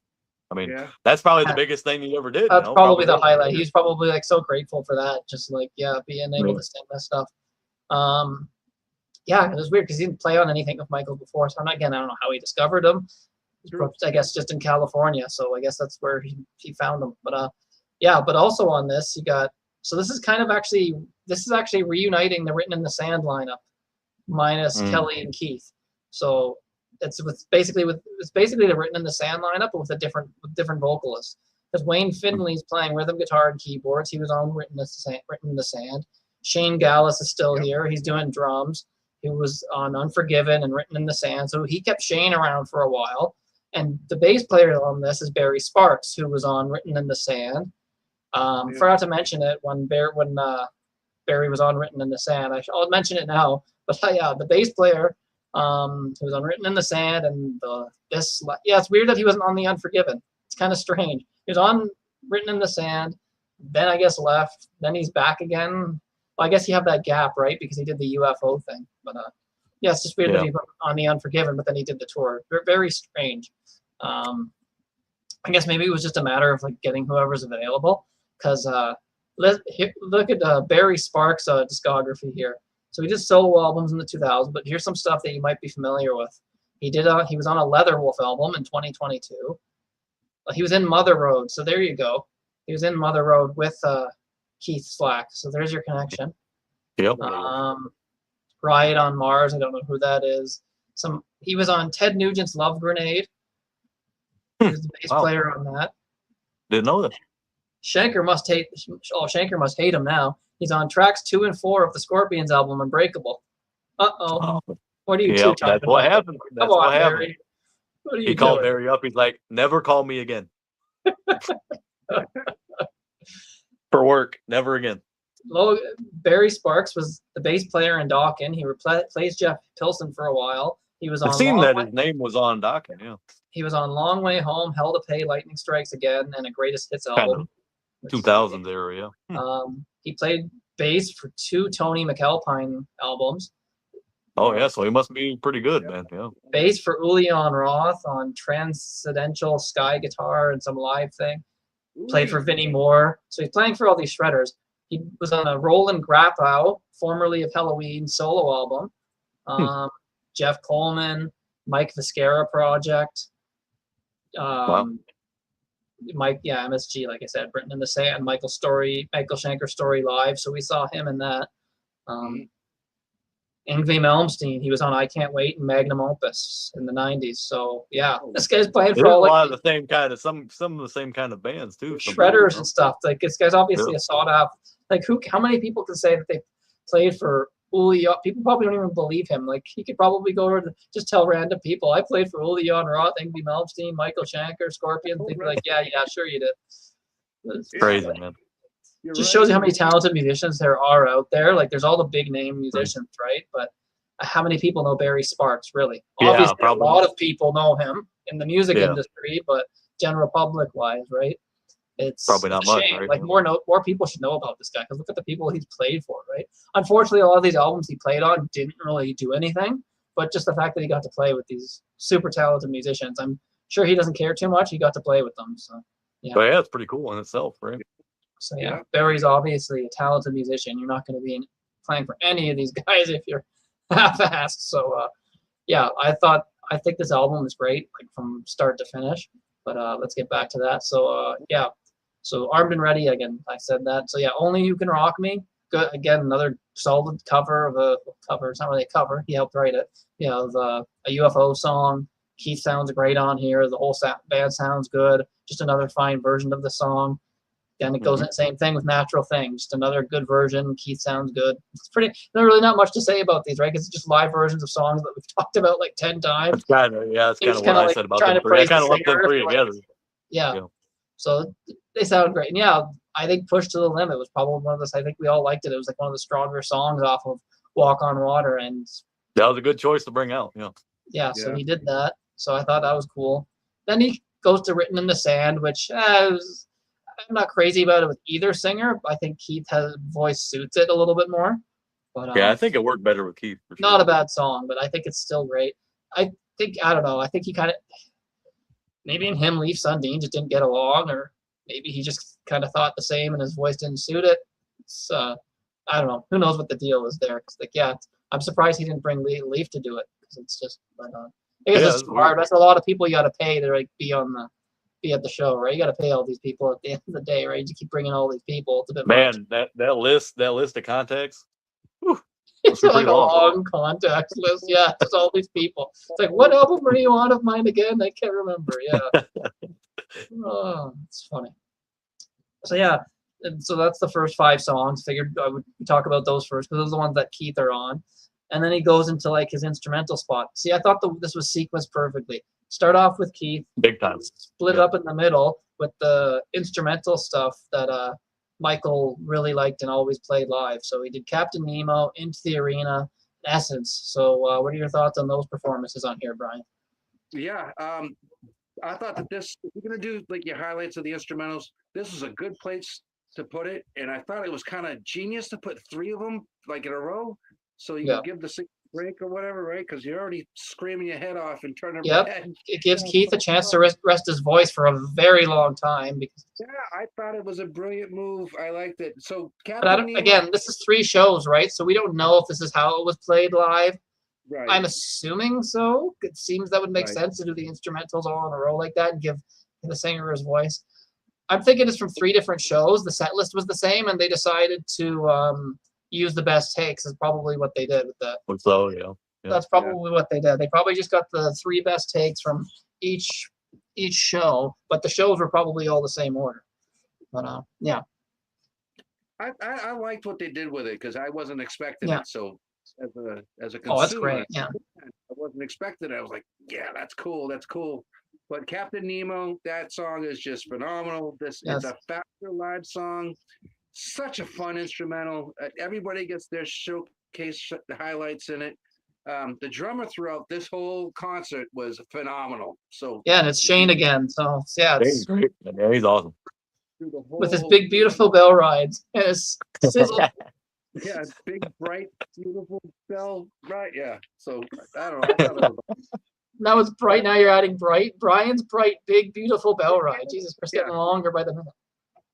big, beautiful, bright bell ride, right? So, there wasn't really a lot of that on this, but it was. Oh man, that guy was like, he wasn't even using the ride. He was using his cymbals. He's using everything else. That was just all high wire. You know, it was great.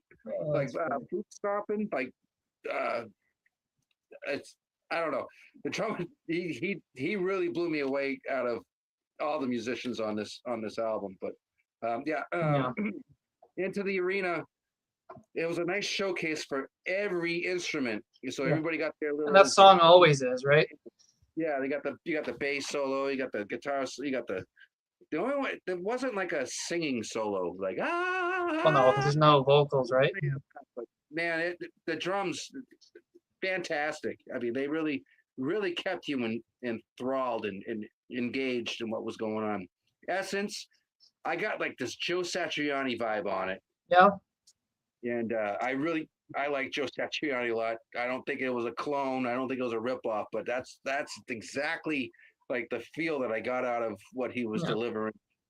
And it's a really really awesome solo too, that he was written throughout that song. So it's not too much different than the studio version, right? It's pretty much the same as it was unwritten in the sense an instrumental. How different is it really going to be, right?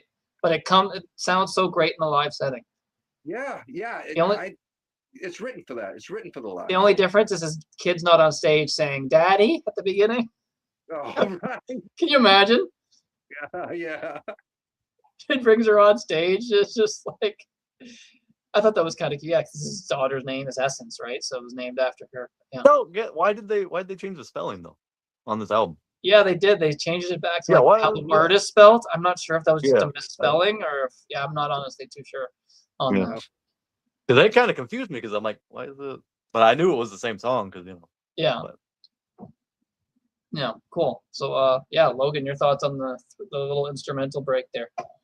Well, I kind of like what you were saying. I think it was cool that he did all these instrumentals in a row kind of thing going on, which I thought maybe, when I was first listening to the album, I thought maybe it's going to be Captain Nemo or something, and then maybe go back to vocals, but they started going into the arena, and then they ended it with Essence. I think it was pretty cool, like trilogy of instrumentals, some of Michael's best instrumentals, really, from his career.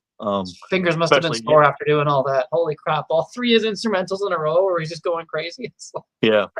Well, and I mean, we all know how much. I mean, Into the Arena is one of my favorite Shanker songs. Period. So, got Mr. Dan to play it for one of his shows a couple of months ago. So he knows how much I like it. But I think they all sound great on it, and every song, I mean, just matches kind of like what Sydney was saying. Not much difference between the studio records. You can't really change much. I know at the beginning of Essence too, Michael does like an unaccompanied solo, which I thought was cool. That's a little different, I think, from the record. But I mean, they're all great songs, man. I mean, especially like that last part of Into the Arena, when that like epic kind of guitar part starts, it's just anthemic, it's something that's always stuck in my head from his career. So, I mean, I love all 3 of them tracks for sure. So I mean, to me, probably it's hard to say because I mean I love the vocal parts, but that's probably this is probably one of the highlights from all of this for sure. Is those three songs. Wow. Well, yeah, it's a cool spot in the album. I agree. It's just cool that he did that, threw them all together, didn't just have them scattered everywhere. I think all three of them are great. Like you said, not too much different other than a little bit of the solo that he adds to the beginning of Essence. But yeah, all three are standout tracks. I almost would have liked to hear some Macaulay era stuff on here, but I mean, I get it. These guys weren't the singers in the band, so of course they're going to do like, yeah. But yeah, it would have been cool to at least see one Robin Macaulay song, but it is what it is.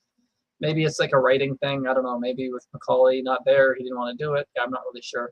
But yeah, I think it's a solid spot in it. It's perfect after just Keith was just screaming up a storm with all that other stuff. So this gives him a chance to rest for a while.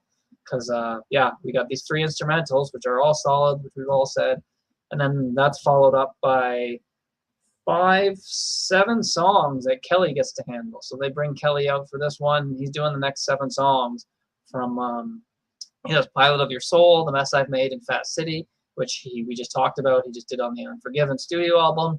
Then he tackles some great MSG songs, On and On, songs, right? Attack of the Mad Axeman, Assault Attack.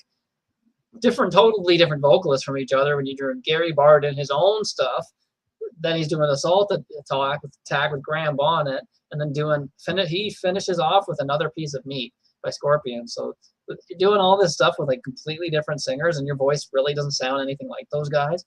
But I'm sure we'll be praising them with this. So yeah, so Brian, you want to go from Pilot of Your Soul up to and including Another Piece of Meat? The next 7 songs or whatever it is? Yeah.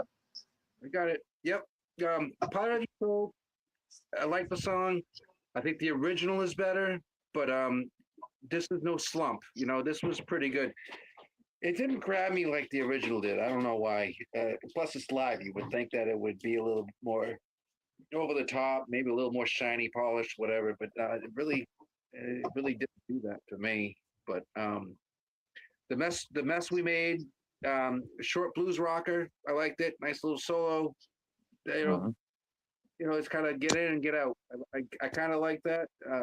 You know, I like those 3-minute songs, but Fat City was a fast rocker live. I thought it was a better version than on the studio, and a lot of effort went in on that one, especially with the solos.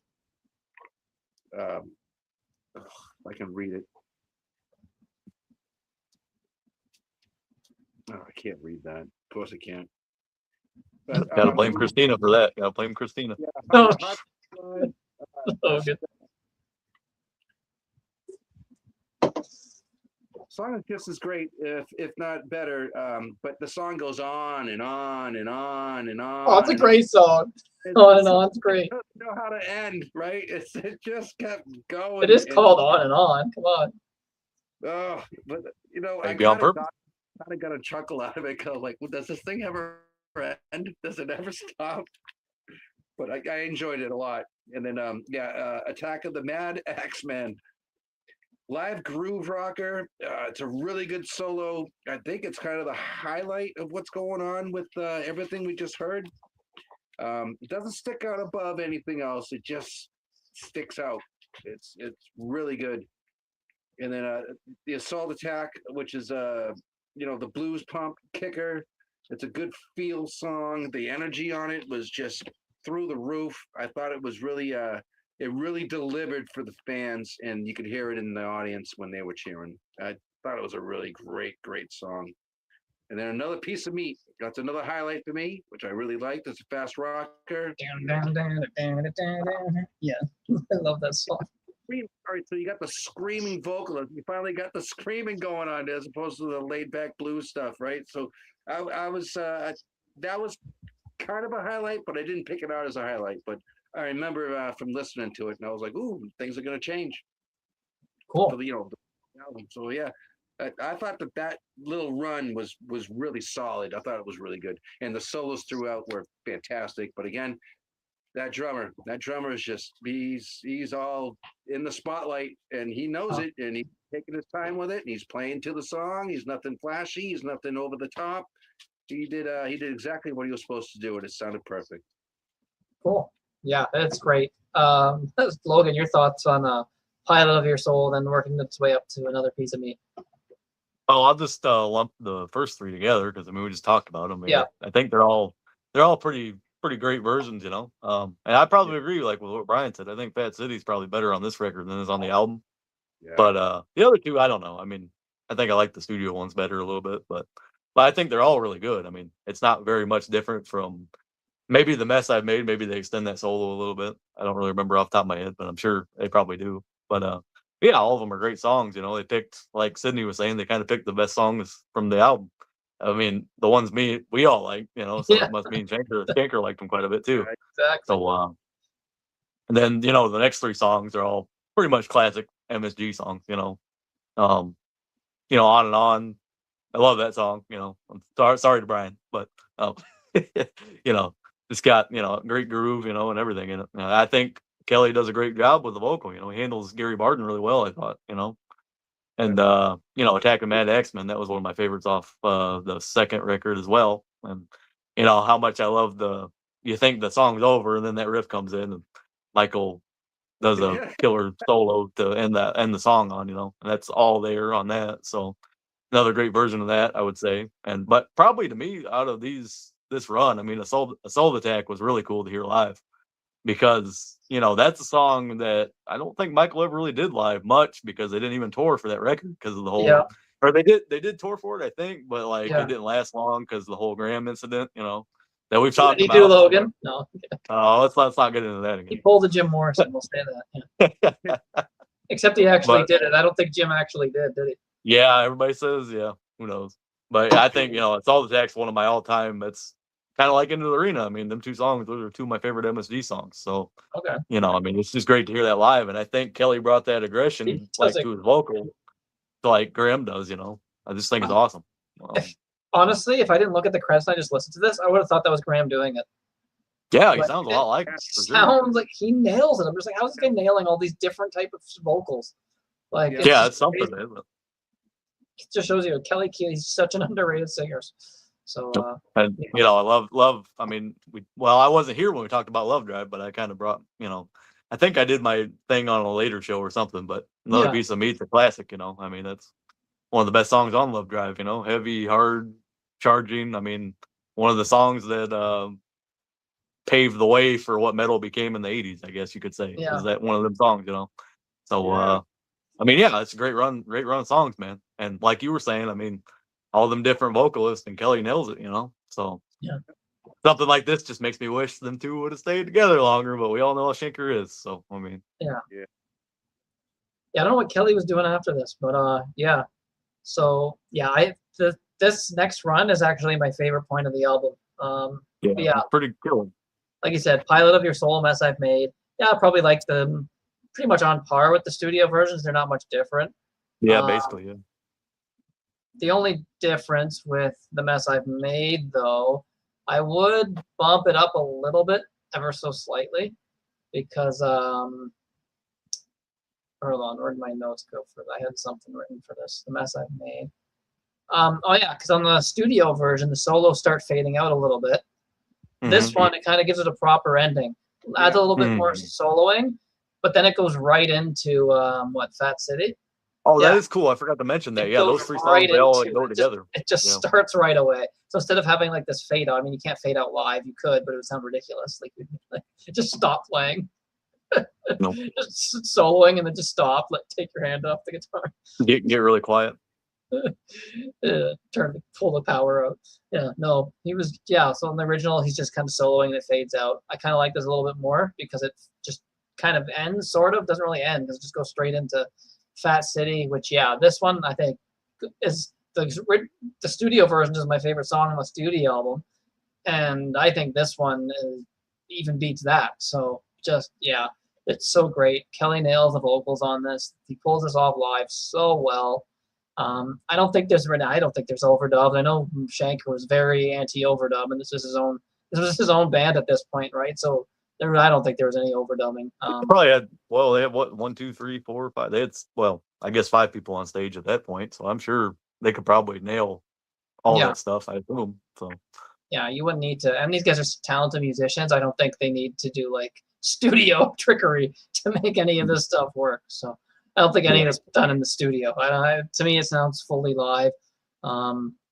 It just has a real live sound to it, right? It doesn't sound like, oh, they must have went in and touched this up. Like nothing really sounds like a studio recording to me. Yeah, I think they're solid. I think the 3 run of songs he does here of his own stuff is just phenomenal. And yeah, On and On, that's one of my favorite MSG songs. I love that song. I don't know, his vocals on that, even when he does the higher register part in that middle section where it gets really high pitched, he nails it, like the kind of quiet part. But yeah, I just think it's phenomenal. Same with Attack of the Mad Axeman, nails the high pitch parts on that.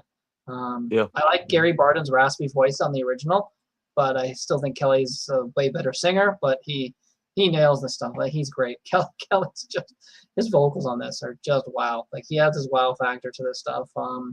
Yeah, he nails like all these different great rock vocalists. So yeah, I think he's great on those 2 songs. Same with Assault Attack. That's I think his vocal highlight on this entire thing. Yeah, awesome, man. Yeah, he pulls that off. He sounds amazing on that. Yeah, Assault Attack he nails that vocal. I thought that was Graham for a second, but like, yeah, it was just wild, just crazy. Can't really say much about it. We've talked about these songs already, right? We're not gonna go to a big deep breakdown of the song here, but other than that, yeah, just praising the vocals on it. It's phenomenal. And then yeah, same with Another Piece of Meat. Nails the vocals on that one too. Close Mind's not easy to try to replicate, but he pulls it off. Like he does the screams. Sounds great on Another Piece of Meat. So yeah, I thought he nailed this, and this was probably my favorite run on the album. Some good stuff coming up too as well, though. So it's a very strong album with all the different material. Big time, yeah. Very happy. I listened to it all in one sitting, and I'm like, that's it? I thought it's 105 minutes, but like you listen to it, and it's just like, it's like watching a really good movie almost, right? Because it's a 2-hour movie, but it's like, it's so good, it keeps your interest. Before you know it, it's over, and you want to put it on again. I actually listened to this, I think 2 or 3 times, like twice in one day. It was over, and I put it on again. I'm like, oh, I got to hear that again. Like, it was so good. Like, I actually, yeah, I wasn't just sitting there. It was just like, oh, can you play something, a different song or something? Like, because we've heard most of these songs already on other albums. But again, with the different vocalists, it adds something different to it. So, yeah, I thought it was great. And then Keith gets to come back and close off the concert. There, we do get a little instrumental break in between. So Shanker was smart. Give this guy a rest a little bit. But yeah, so he finishes it off with Love to Love. So right off the bat, you can't go, like, look at this, like this track listing in a row. Like freaking On and On, Attack of the Mad Axeman, Assault Attack, Another Piece of Meat, then Love to Love. Like, then he goes into Too Hot to Handle, Lights Out. Then he does that Peugeot Pleasurette, Positive Forward, the little acoustic instrumental. Shane gets to shine on that a little bit. Since there's no drums, Shane's actually doing the acoustic guitar on those. So while Michael's doing the electric parts, Shane's actually doing acoustic work. I think it's all, I guess they're both fully acoustic, right? Shane's doing, I think there's strumming. I think he's doing the strumming. Yeah, he's probably doing more of the rhythm. He's doing the strumming in the background while Michael's doing the lead. So the guy can play guitar, so he can do everything, right? So, yeah. So can't give enough love to Shane. And I forgot to mention Wayne Findlay as well, the rhythm guitar player on this. He's laying down the rhythm solid on everything. Wayne, again, he's toured with Shanker, Vinnie Moore, Carmen and Vinnie Appice, Kelly Keeling, Spencer Davis, Pete Way, Mark Zonder. I think that's the singer from that band. Warlord, right? He was in Warlord at one point. Robin McCauley. So he's played for Robin and Michael. I think he was in Faith Warning too, Mark Zonder. He has performed on stage with such heavyweights as Thin Lizzy, Julian Roth, Warren DeMartini, Frank Hannon from Tesla, Ryu Akumoto, Gary Barden, among others. His band, Slavier, features... He's the Soundgarden. Wow, okay. He's the founding member, actually. Okay. He's the bass. Oh, the Japanese guy you mentioned, yeah. Okay. He's Soundgarden. Wow, so this guy's working with everybody, the rhythm guitar player, keyboardist on this. Yeah, he's got a band now called Slavier. It's him on bass, on guitar and keyboards. Mark Zonder from Fates Warning and Warlord on drums. Greg Anala from Tribe of Gypsies and Seventh Sign on vocals. Wow. And the newest member is Philip Bonneau from Steve Vai and Ring of Fire on bass. So it's just like this guy put a pretty good. Cool notches. It's like, so it's kind of like a sort of like a super group of guys that like you have to kind of really dig deep to really know most of them. But yeah, the great bands that this guy put together. The bass. So like yeah, Michael Schenker had like an all-star cast of like these, I guess you want to say lesser known, I guess, right, musicians, but they're all super talented because they played for everybody. But Heavy hitter. oh yeah, want to give some love to like some of these other musicians that are on here because like their names deserve to be talked about more, right? It's everyone knows Michael, but like unfortunately these guys just played for him, right? And sadly, no one's really going to see them other than like friends and family for the most part. But it's true. At the end of the day, people are going to see Schenker.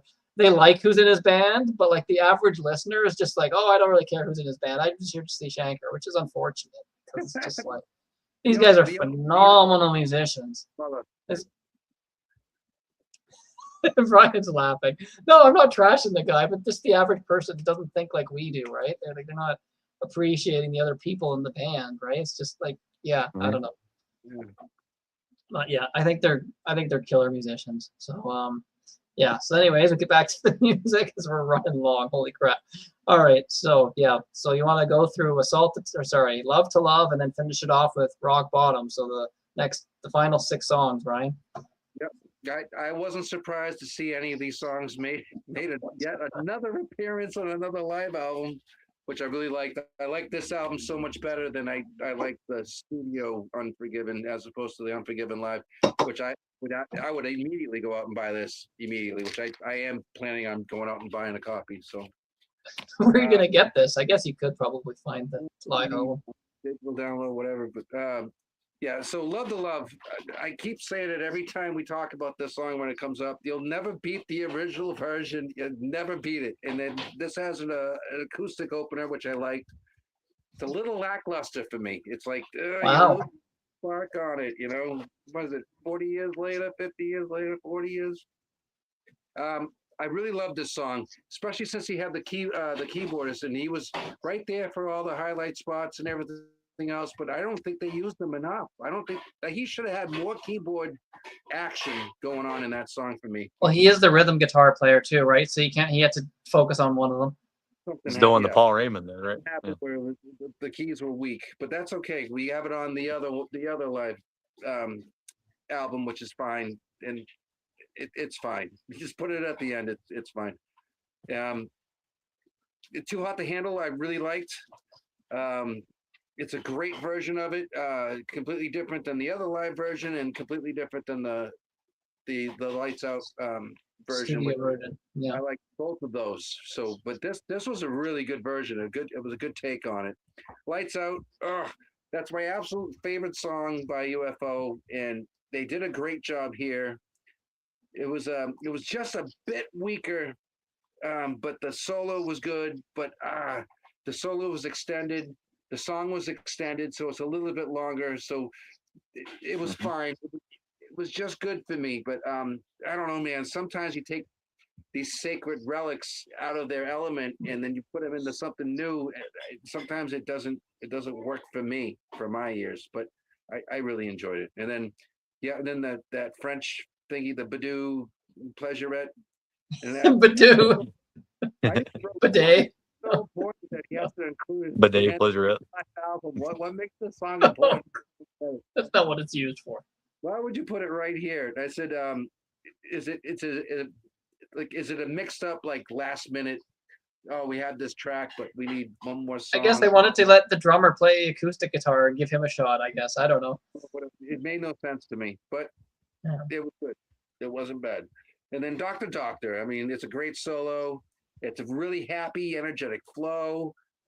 Jesus, the solo was good, and there's not much you can get wrong with this song because it's just verse, chorus, solo, verse, chorus, out, right? Done with the song. But then you got the 11-minute Rock Bottom. So 11 minutes. I was really happy with that. It was a good ender, and that's how you end an album, so it makes you want to play it again, which I did. That was always usually his album ender was Rock Bottom, the 11-minute. Just like you did, Sid. Big time, yeah. like 2 times in a row because I really enjoyed it the first time, but I wanted to really get the engrossment and the whole make sure I didn't miss anything. And then on the third time, I had totally agreed with my second opinion when the second time. So I thought that this was a great album. I'm going to run out and I actually am going to buy this, but I'll just get the CD or whatever. But I thought it was way more solid than the Unforgiven album from the live versions of the. Just don't go to the store and ask if they have it. They're gonna be like, "What the hell are you talking about?" Well, probably. So no, somebody's gonna be like, that Metallica song? That Metallica? You mean Metallica? I'm going to give this thing a solid 8.5, and that's just because it ended with a rockin' song and not a ballad. Cool. So it gets a. Well, they should have ended it with the storm. Come on. No. Can you imagine? Oh, cool. That's the encore after the encore, after everybody goes home, right? Everyone's gone. They played on the PA. Oh, yeah, probably. Just from the Love to Love You all the way to the Doctor, I'm sorry, Rock Bottom for 11 minutes. I mean, I kind of felt like I came out of a full concert just after that little short. Yeah, because it's long. It was training. Well, it's not training. It's not fatiguing. It's just like, wow, I feel like I just got pummeled with something, Cool. Logan, your Yeah, thoughts on Love to Love up to Rock Bottom? That ending part, I think I just counted out. It's probably almost 40 minutes right there, all them tracks together. Wow. But most of them, all of them are pretty much classics, right? I mean, kind of hard to deny. I guess the little acoustic thing isn't really, but it's just something to throw in there, really. Something kind of he thing. must have liked because he always did it. Yeah, because he did Positive Forward on that other one too, right? But honestly, I think that's the most memorable thing on that. Thank you. Like I kind of remember that for sure. in my head. I always remember that. Maybe that's why he did it. I don't know. But I mean, yeah, you get 3 classics from Lights Out to start there. I mean, Love to Love's awesome. I thought, great version. Too Hot to Handle again. I mean, it's nothing's really too different. I think Keith Slack does a great job on the vocals on all this stuff. And Lights Out's great too. It gets a little extended, a little bit longer, like Brian was talking about with the solos, which I thought was cool. And yeah, the acoustic thing, it's all right. It's cool. I don't, maybe it didn't need to be 6 minutes, you could say, I guess. I don't know. This is kind of a little long for that kind of thing. But yeah, it was okay for what it was, I thought. And, the last 2 songs, he always has to end his live albums with those songs, basically, pretty much. Yeah. Which they're both, great versions. And I mean, anytime he extends Rock Bottom out like that, I mean, it's just great to hear, And he always did it like that live. So, I mean, and yeah, of course, Doctor's a classic too. So, pretty much Michael always knew to end his live albums, or his shows with those 2, basically. I mean, those are the songs he's known for from a lot of people, who don't, know other stuff. I'm sure we'll be talking about them again 5 more times. Maybe if you're a guy who plays solo acoustic guitar, maybe he's known for Positive Forward to you. I don't know, but to most of the world, he's known for Doctor and Rock Bottom. So yeah. But yeah, I mean, it's just great run of songs, man. I mean, they're all iconic UFO songs, basically, besides the acoustic thing. So I like the structure they did here, and I think Sydney did it right by pointing it out, like, oh, this guy's such and such, and then you have this section, and then you have such. Yeah, it was really cool. I thought, yeah. Yeah, you described it perfectly because that's the way I enjoyed it, listening to it that way. You're listening to like different sections, right? Did you realize it was a different singer on those first couple? And then, Brian, did you realize it was a different singer at first when you were listening to this? I probably wouldn't have had the ear to notice, to be honest. I thought it was the guy from the Unforgiven album, actually, and I didn't realize that. I just noticed because they introduced Kelly like whenever they start doing the So to me, to my ears, it sounded right. Because he's a good singer. So I didn't go further. Yeah. So Love to Love. I'm going to disagree with Brian twice on this. This is actually out of all the versions of Love to Love so far, this one's probably my favorite. I don't know. I love the vocals on this one. I love Keith doing this. Like, he sounds great on this. I think he nails it. I love the solo at the end. It's great, heavy. Just a classic song, and I think it's a great version of it.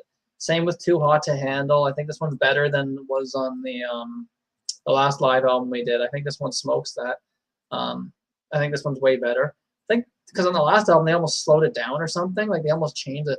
This one they just kind of kept it faithful to the original studio album, but it comes across great live. Again, killer vocals, killer performance from everybody, great soloing. I think that was my favorite. Sure. That was my favorite album song off of Lights Out, actually. So I've always loved Too Hot to Handle. So that's just a great one for me. That's one he always plays live as well. Like this, yeah, he always seems to end the show with like all these UFO classics. And then what can you say? Hard to deny, right? Hard to deny. What can you say about Lights Out? Fantastic song, great heavy song. Yeah, he extends the soloing, but I think it's great here. I think it works for that song. Bijou, Pleasurette, Positive Forward. I don't mind hearing it. Yeah, it's a bit long at 6 minutes, but I like the Positive Forward part. For whatever reason, I've always liked that. I don't know why. I think the only thing that's kind of, I think it's the first song on I think it is the first song, I believe. Right? Yeah. Maybe that's why, because after that, it all starts almost sounding too much the same thing.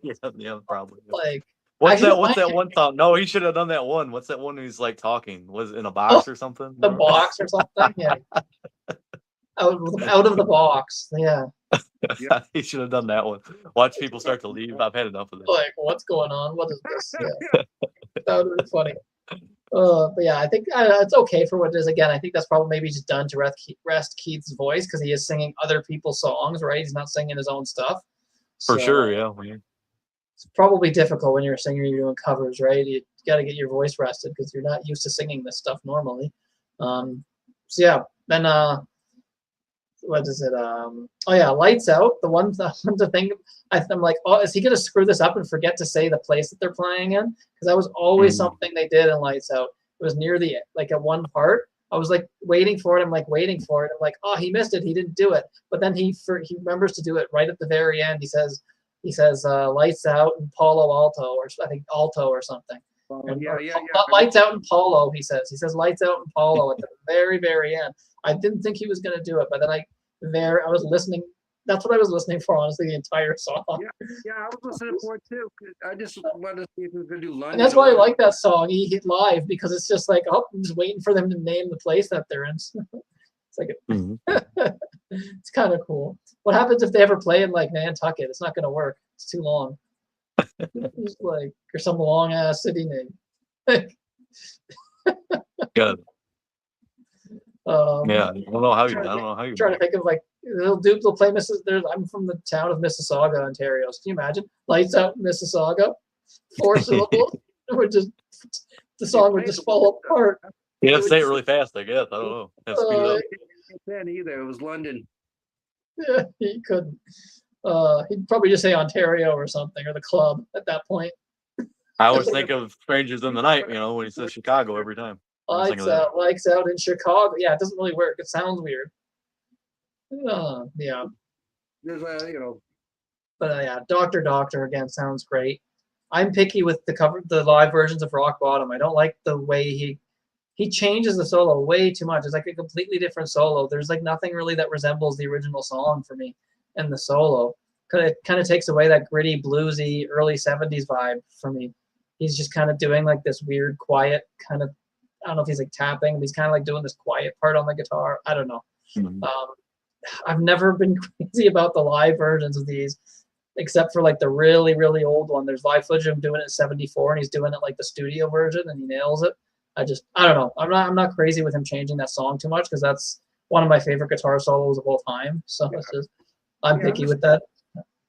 But it's not terrible. It's too different than the original. Maybe if this was how it was originally, I wouldn't have minded it. But I just think that original solo is on such another level. It's just you're not gonna perfect that solo by changing it. So yeah, it's just weird to me that he changed it. But yeah.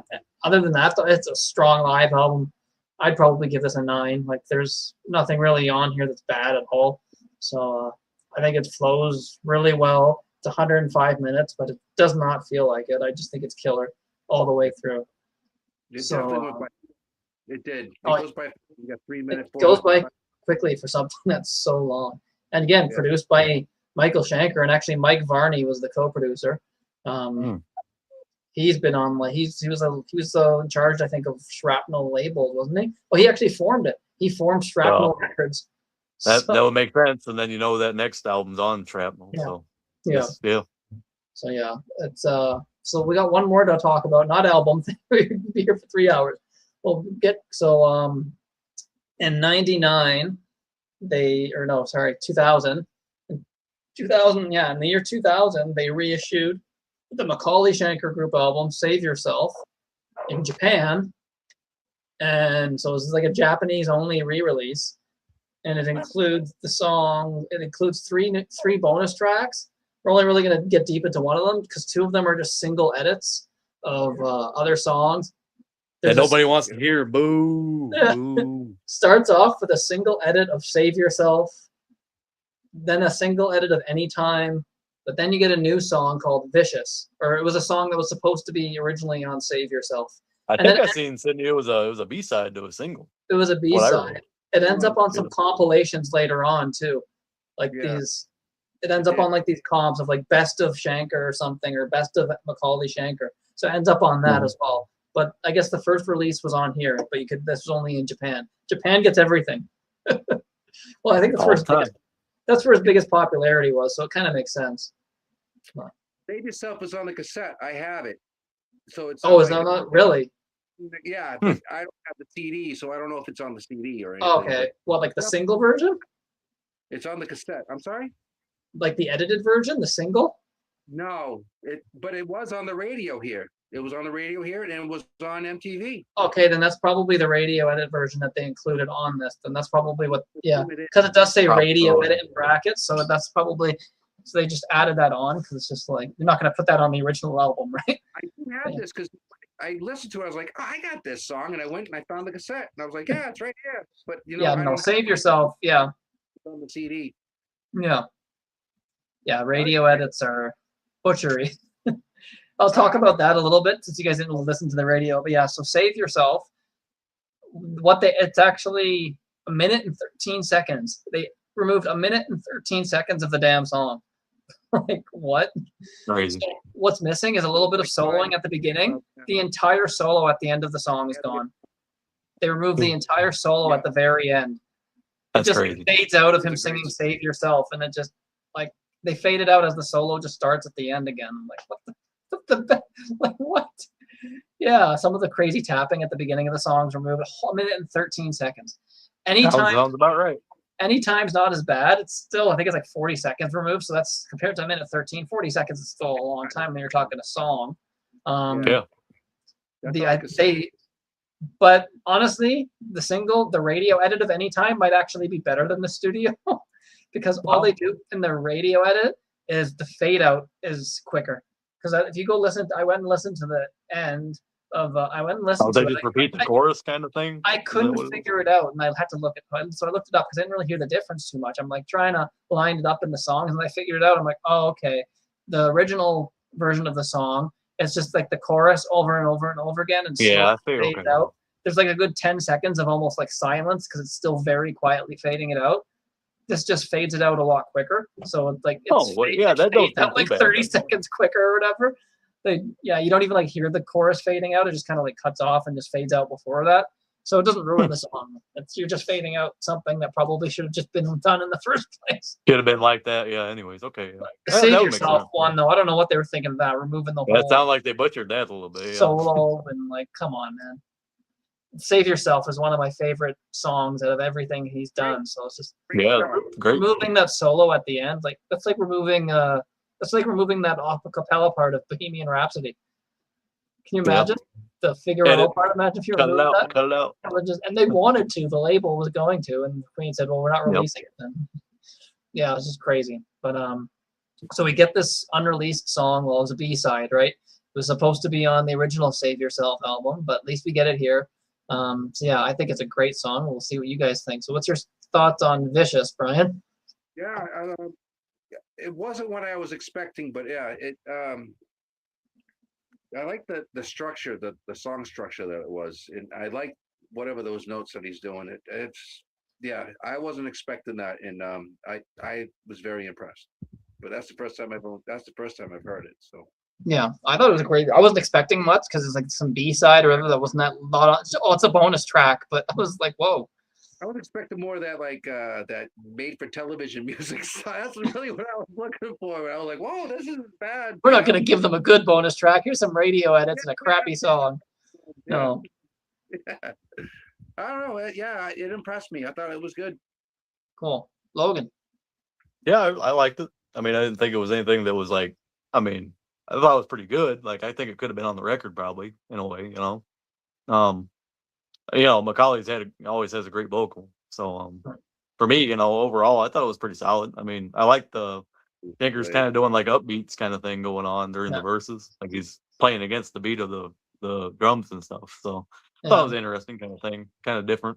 Yep.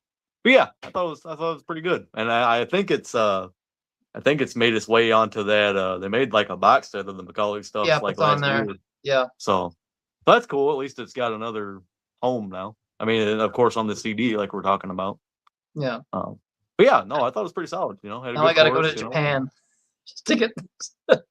That's true. Yeah. Yeah. So better off getting the box set now, I guess. Order it online or something. Yeah. Your earthquakes subside. Yeah. But yeah, I think this song is fantastic. I actually really, really enjoyed it. I listened to it a few times because I just enjoy it. It's short. It's not very long, like 3.5 minutes. Pretty quick, yeah, 3 something, Bill. quick and to the point. Just this fun rocker. Kind of almost the guitar tone almost kind of has the 70s vibe to it. Kind of sounds like something they might have almost done with UFO or something. Kind of has that. And Robin sounds great on this. I really love that part. I can't tell what he says. It love emotion or something, or what's he singing in that part? Where it's like where it's high pitched with like the backing vocals. Yeah, I think that part of the song is really super catchy and memorable song. Almost has like a disco drum beat kind of. But yeah, it kind of is kind of 4-on-4 kind of, But it's a great song. Like I think it's fantastic. There's like at least there's quite a few songs off of Save Yourself I would have removed in favor of it. Yeah, that one deserved to be on the record for sure. Like, I don't know why that was left off. I don't think Save Yourself was all that long. Was it the album? I don't know, but I think that I can't remember. I think it was a little long, but I can't remember. I would have taken like My Business or whatever the hell that song was called. What was that song? Oh yeah. My Business. What's it? My Business or something? Something about business. Yeah, I remember what you're talking about. Rockin' My Business or something. Some really silly song, but yeah. I thought that would have been a better placeholder than that, but yeah. It deserved to be on the album because Vicious is a great song. So yeah, if you can somehow get a copy of Save Yourself from a Japanese edition, get it because this song's great. Should have been on the album. I think it's a great song in his catalog that should have been like an actual proper release, but whatever. At least you got it in the world out there somewhere. But it's out there now, yeah, at least. Yeah. So this would have been, oh my God, they would have been like. It would have went probably like 5 hours if Danny and Christine. Well, I gotta start talking and saying other stuff, right? But yeah. Once we do the next Shanker, I'll let them do their whole quick rundown of all this stuff. Just make it quick and just kind of get through it, right? And then we'll get on to the album that we're actually discussing. So yeah, give them a chance to go through that. Danny's gonna be like, "Oh shit, Sid, I'm sorry." It's like he could have done his review if he wasn't sick, right? And we would have only been down the one person, but it's okay. We'll give them the chance to do it next time. So yeah, this was a lot of fun. So yeah, I really enjoyed this album. I would honestly listen to this stuff again. Well, yeah, Unforgiven. I'd probably skip a few songs and then shut it off at the end. But yeah, just still a great, solid album. I think this is a turning point in his career where it starts getting really, really good again. Definitely one of the better ones in the last couple, for sure, I would say. So the next album is going to be an instrumental album. It's like him doing like his guitar shred thing. He actually starts doing a few of these. He does like these instrumental albums where it's just Michael Schenker. It's not even the Michael Schenker group. It's just Michael Schenker solo. So yeah, it's him and a drummer. Yeah, he's doing all the guitars and there's a drummer going along. Oh, it's I looked it up. It's Ainsley Dunbar. Yes, it's Ainsley Dunbar on drums with him. So he's a fantastic. Pretty big name. Journey and yeah, all sorts of other bands that he's done. Yeah. Cool. So yeah, that's what's coming up next. I can't remember what it's called. Right, something Imagination of the Mind. Isn't it Adventures of the Imagination? Adventures of Imagination. It's all instrumental. There's only about I think 7 or 8 songs, but the song titles are so wacky, and there's like 13-minute songs. It's just crazy. Album title sounds like a Moody Blues album title. It does. Oh yeah, but it's great. Like it's kind of relaxing almost because it's not really heavy. Some of it gets heavy at points, but yeah, it's mostly it's all instrumental, like electric guitar. stuff. That'd be interesting to listen to. I'm curious. Cool to listen to. There's a few of these. I think he does like 5 of those. It's just like it'll get to the point he does like thank you part 2, 3, and 4 all in a row. That's gonna be that'll be interesting. But yeah. Thank you for watching. Anyways, thanks for watching this. We will be back tomorrow with trivia. Hopefully Christina's able to do that. But yeah, so we'll be back tomorrow with trivia. Me, obviously, Brian, Christina, Uncle Meat, and Alex. See who can. Brian's in the lead right now. Can he hold it? We'll see what happens. He needs to get So it'll be cool. My mom's already got a video prepared for you if you win. Oh, she takes the piss out of you. She takes the piss out of you in it for sure. You'll She's love already it. got it ready, Brian. She's already got it ready. You gotta win. Ready. You gotta win. A lot of pressure. That's fine. My mom said you're probably gonna lose now, just out of spite because she knows you're gonna be made fun of if you win. Oh, my spirit animal partner tomorrow. Oh, I'm curious what he's gonna pick. Yeah, he's gonna pick some like weird funk album that I'm gonna be like, no, kidding. Maybe he'll make you listen to High on Fire. That's what you should do, Brian. Make him listen to High on Fire. boy, that's a. I wouldn't mind that. They're your favorite band, so you should pick an album by your favorite band. So, yeah, there you go. There you go. If you win, I mean, he gets to review it, so I already got pick one. It's gonna be Dope Throne or something. Don't pick Taylor Swift, please God, no. No, I wouldn't do that to you. But you're the one that reviews it, not me. So it's just like I chime in, but yeah. All right. So yeah, that's what's coming up. Tomorrow, more trivia. So and then I guess I'll announce the show that's coming in the future. We got like our regular shows, right? Like the Shanker series and our top album of the year. I'll announce another show that's coming up. We got some, I don't want to say newbies, because one of the guys been on the channel, I think once or twice, but he's not on very often. It's hard to book. He's one of the, I'll call him the big wigs of YouTube. So yeah, we're going to be doing Deep Purple. We're going through, we'll be going, since I figured let's piggyback off of Richie joining. I always wanted to do Deep Purple anyways. So, of course, Richie did that Smoke on the Water appearance. So we'll be doing that. I already got the panel planned on that. We're all good for a date. So it'll be on Friday evening, awesome. September 4th, right? September 4th, Logan? Yeah. Yep. Day after Logan's birthday, so it's a birthday show for Logan. Belated birthday show. We're talking about my favorite. We're talking about my favorite Deep Purple albums. No, not. So yeah, I'm gonna do it like an era. So with Deep Purple, they did that whole Mark thing, where it's like Mark 1, Mark 2, which is weird because no other band did that. It's like these guys are like the only ones. Yep, they're the only ones that did that. Mark 1, Mark 2. So we'll start off with Mark 1. So it's just gonna be the original lineup. It's gonna be So we'll be talking the first 3 albums. So yeah, Logan's gonna be a whopping 23, 24? 23, the big 2-3, man. The big 2-3. Midlife crisis time. No, not. Yeah. I hope not. 23. Receding hairline starting to come in. Watch out. You're gonna need one of Richie's wigs. No. Hey, you might hire me to be the singer if I have short hair. So I don't know. look like Graham Bonnet. Yeah, I'll smack you with a guitar. No, yeah. So that's what's coming up on the September 4th. We'll be doing a Deep Purple show. We'll be starting that series. We're gonna be picking our favorite song from all the Deep Purple albums, but that one's only gonna be the first 3. So for that, I got a full panel of that one. So it's gonna be me, Logan, Rand Anthony Kelly's gonna be on there. He's gonna be going first because he only has 20 minutes, so he's just gonna do his 3 and go. It's perfect. He's actually going to see Deep Purple that night. That's awesome. Yeah, so it worked out. Yeah, they're not going to probably play any of the songs that we're talking about, other than like maybe Hush. But yeah, like they might do Hush. Yeah, they might. They're not doing the Beatles Help cover, that's for sure. They might pull Hey Joe out. You never know. You never know. Hey Joe. Yeah. But yeah, I don't think they're going to be doing Chasing Shadows, although they should. But yeah. Yeah. So I'd be okay with it. We'll be doing the first 3 Deep Purple albums, picking our favorite song from those. So it'll be me, Logan, Rand Anthony Kelly. Now I'm blanking on the others. Peter Kerr first. Peter Kerr from Rock Daydream. 2 Australians. We got 2 Australians. The other Australia joining us. I'm glad to get him on here to help him keep his mind off things. I think he actually went and bought a new dog actually to try to help him stay focused on like his life in general. Is Mr. Ashley Geisler from Australia, who yeah, unfortunately, everyone kind of knows now at this point. Lost his wife. What is it? A couple weeks ago. Yeah, a couple weeks ago. August. Yeah, I think she was only 58 years old. So that's Condone. Sorry. Shame, man. Or 50, no, I think even younger, 56. But yeah, yeah, she was very young, unfortunately. So our thoughts were with Ash. So glad to have him on for this. So and oh my God, I'm forgetting one other person. I feel bad. It's 4 guests: Rand, Peter, Ash, and Is Danny gonna be on there? Danny's gonna be yeah, on there, right? duh, of course. Oh my God, how am I forgetting Danny? Duh, like influenced by Richie Blackmore.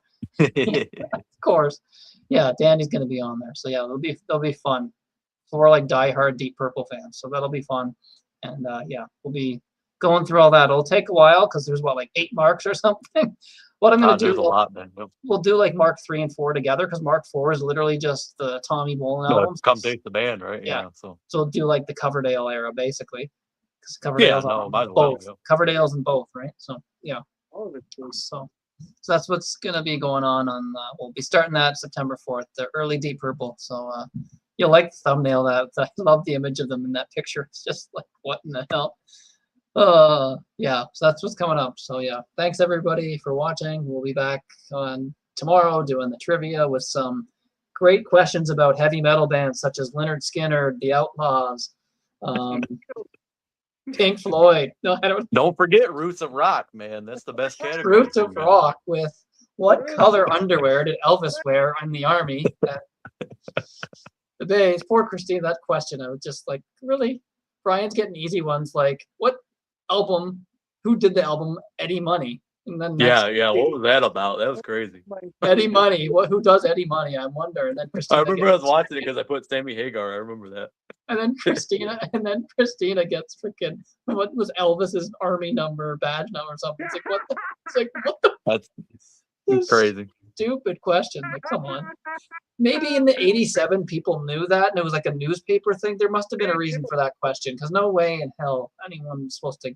And maybe it was general knowledge, but Rand didn't even know that. Like, Rand knows a lot. So yeah. Yeah, that was ridiculous. I should have just given her something else. Kind of ridiculous, but it's just like that's not really. Threw the card out. It's like I laughed when I saw that. I'm just like, Christina, if you get this, you just win the game now. Like that's just yeah, ridiculous. seriously. Like, imagine you guess random numbers. It was like 6 digits too. It's not like it was only like 3 numbers and you could just luck into it. It was just like Damn. 6. It was like I think it was like 6 numbers. If it was 3, I mean maybe, but 6. It was like 6 numbers crazy. and a letter. Actually, it was just like that's crazy.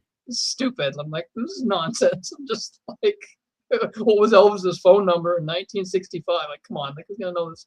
This is ridiculous. But yeah. Wild. 01001. Yeah.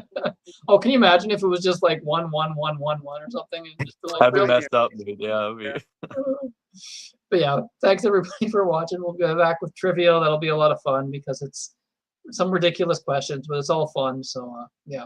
Curious who's gonna win that for the month and get to pick an album to come talk about. And yeah, I think my dad, who bet on Brian to win, I can't remember. I think Bobo maybe. No, Will bet on you to win. So Brian, I wonder what Will's gonna pick. He's gonna, if he picks Hold Your Fire, he better not pick Hold Your Fire. I don't think that's pointless. We already talked about. Hey, maybe he'll pick a Johnny Winter album. He likes Johnny Winter. Yeah, I don't think he'll pick Rush because he'll get that reputation if that's all he knows. If he picks a Rush album. Maybe Johnny Winter or what's the other? He likes Neil Young too, right? So. Review 2112. No one's ever done that before. No, yeah. No, I will pick 2112. I wouldn't mind if he did that. I don't care. I'd be like, okay. Sure. I'll review that. Sure. Just like, yeah. So if Brian wins, Will wins because he bet on you. So don't let Will down. Come on. Yeah. So that's what's coming up. So thanks everybody for watching, and yeah, stick around for trivia tomorrow, and a Rand show actually tomorrow as well. We're doing another listening party. I'll say it now. The last song, me and Rand both I gave him the idea, and he did go with it. He's kind of doing a Angine, what's it called? Whatever. I can't say Angine de Patrine parody. Yeah. It's basically him doing a bass solo with his guitar not tuned, with his bass out of tune. Just like they played the Newport Bat last week, and the whole thing was sold out because Herbie Hancock was head. but they did Yeah. play. Like, They have their fan base, but it's They're just huge, man. Yeah, it's crazy. I don't know. it's just lighthearted fun because Rand made that joke about the whole I could play that music too if I play my bass out of tune. So I actually suggested him doing that, and he's actually going to do it. He needs the mask though with the nose, He the needs long to nose. wear like 2 stripes so he doesn't get sued. Because if he does it with the dots, he might get in trouble. Yeah, he called it Randine de Latrine, which is some a crazy latrine. music, man. Yeah, that's what he called the song. And a latrine apparently is a hole that they have at army bases for soldiers to take a piss in. It's a toilet basically, and it's a hole in the ground. Just like, oh boy, yeah. Hopefully we don't offend all the Angine de Patrine fans that are watching, but I don't think hopefully Dan and many of Ladano those. don't watch. So Yeah. I watched it already. I'm just like, oh my god, Rand is so funny. He's just doing polka dot shorts. Yes, that would work. Rand will wear should wear polka dot shorts and put them on his head. Make it all stiff. Oh boy, yeah, that's what's coming up. Poor Rand, and we're gonna get crapped on for that one. But yeah, Randine de Latrine, which is kind of funny. Of course, Dan has them both on vinyl. I think Dan reviewed them and everything. Yeah, Dan did review them. But so go check out Dan's channel as well. Dan has a show tonight at 6 o'clock. He's doing Speed, not the drug. He's not doing Speed live on the air. Although that would be the best show he's ever done. No, I'm kidding. Dan's Drug Depot. I don't know. Yeah, Drug Den. Drunk Den. And drug den. Dan's drug den. Oh my god. Yeah. But no, he's doing like I guess he's playing songs. They're hair metal songs because he's the hair metal guy, and he's doing songs that are like on the faster end of hair metal. So he's doing Every Rose Has Its Thorn. And what Winger's Heaven, right? Or not Winger, Warrant's Heaven. Right? Warrant. Oh, come on, they don't all sound the same. Here it comes from Frank Zappa. He doesn't listen to anything that good. Oh, that's funny. Did Dan ever record an episode? Hi, question. Oh, was that a yes? Have you actually done that? Now I need to find that episode. Oh, he's here. Wasn't that the episode where you did Angine de Patrine and gave it a good review? No, I'm kidding. I'm just kidding. All right. Sorry, all you Angine de Patrine fans. Yeah, it's not really my thing, but if you like it, you like it. But yeah, it's all harmless fun. I'm sure they're nice people and everything. But yeah, good for them though. They're doing something weird and unique, and they're successful with it. So yeah, it's working. It's working. Answer no. He recorded 2. Oh my god, you recorded 2 episodes, Stone Dan. Oh my god, that's just kind of funny. Now I got to see this. I'm curious what that was now. Ranking the albums of High on Fire. Dan was high on something because that's like not really his thing usually. Isn't it like stoner metal, Brian? I think so. Yeah, isn't it? Like no, it's Doomstoner metal. Yeah. There you go. A little bit of doom. Yeah. He's doing stoner mixed with metal. That's what High on Fire is, and they did win a Grammy. Yeah. Wow. No, you sent me some songs of theirs before, and I actually thought it was really good. Just when they start doing the crazy screaming, but the music is great. Yeah. Well, he quit Sleep, so Sleep is a whole. Heard of Sleep? Yeah, maybe that's what it was. Dan was doing a sleep listening party while stoned. Yeah. Dan, you got to share that. Come on, we can't end this unless you tell us what the show was. Come on, what's the show did you do while you were high? Oh, that's kind of funny. 2 shows. How am I gonna even know what that is? Did you title it Dan High during like? How do I even know to find that? Like that must be old episodes. Was this when you were wee lads and you were in your 30s still? But yeah, we'll wrap it up. Thanks everybody for watching. Go check out Dan. He's doing hair metal songs that are on the faster end. So yeah, he got to watch all the episodes to check his eyes in each one. He's just trying to get us to make him watch every episode, and I bet he wasn't even high. He's just doing it so we watch everything. They were reaction videos to what? All right, cool. All right, so thanks everybody for watching. Go check out Dan's channel in an hour and a half, or hour and whatever, almost an hour and a half. But yeah, I didn't publicly say I was high. Okay, well now you did. Now we're just going to figure it out. Dan reacts to, and let's see what happened. He just had pink eye one day. Oh, Jesus, yeah. Anyways, yeah, thanks everybody for watching. Go check out Dan's channel. Great content there. Me and Logan apparently are going on there at some point, according to him. He's I gotta forcing get back on there. I haven't been on there in a while. Yeah, you should have done his hair metal show. Come on. Yeah, I don't think I could. I don't think I could have, to be honest. Hair metal top 10 hair metal opening tracks. No, that was a great Mhm. series. It was great to watch that too, seeing all these different people. He had Martin Popoff on there, so yeah, that was a So we'll be going on there. I'll be going on Dan's at some point. I think Tuesday we're gonna record. We'll be recording something on there for his hair metal show. It's like hair metal deep cuts, so that'll be fun. Top 10 hair metal deep cuts. So yeah, nothing but a good time and cherry pie and. Okay. I gotta pick all of Contraband. Pick a date. Just for, Intimate outrage. There you go. I'm gonna pick all of Contraband just for Dan, just to make him happy. Suck up to the host. Thunder Mother, did they classify? I don't know. That really count as hair metal, I guess. I don't know. Oh, but anyways, yeah. Thanks everybody for watching. Go check out Dan's, and yeah, he's got lots of great content in there as well. Brian doesn't have a channel, but like you'll see him on a few other channels from. Brian's here mainly. He's here. Brian's here. He's a once loyal of Grant's Rock Warehouse, but now he's here. No, I'm kidding.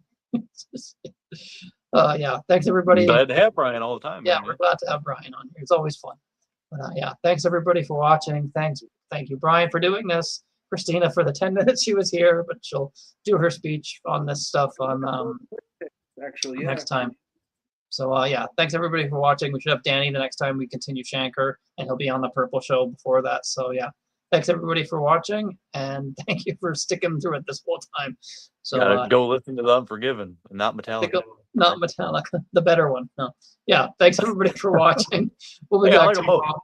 We'll be back tomorrow with some trivia. So thanks everybody for watching, and go listen to Lulu. No, kidding. Bye. Lulu, Metal Machine Music. Hamilton does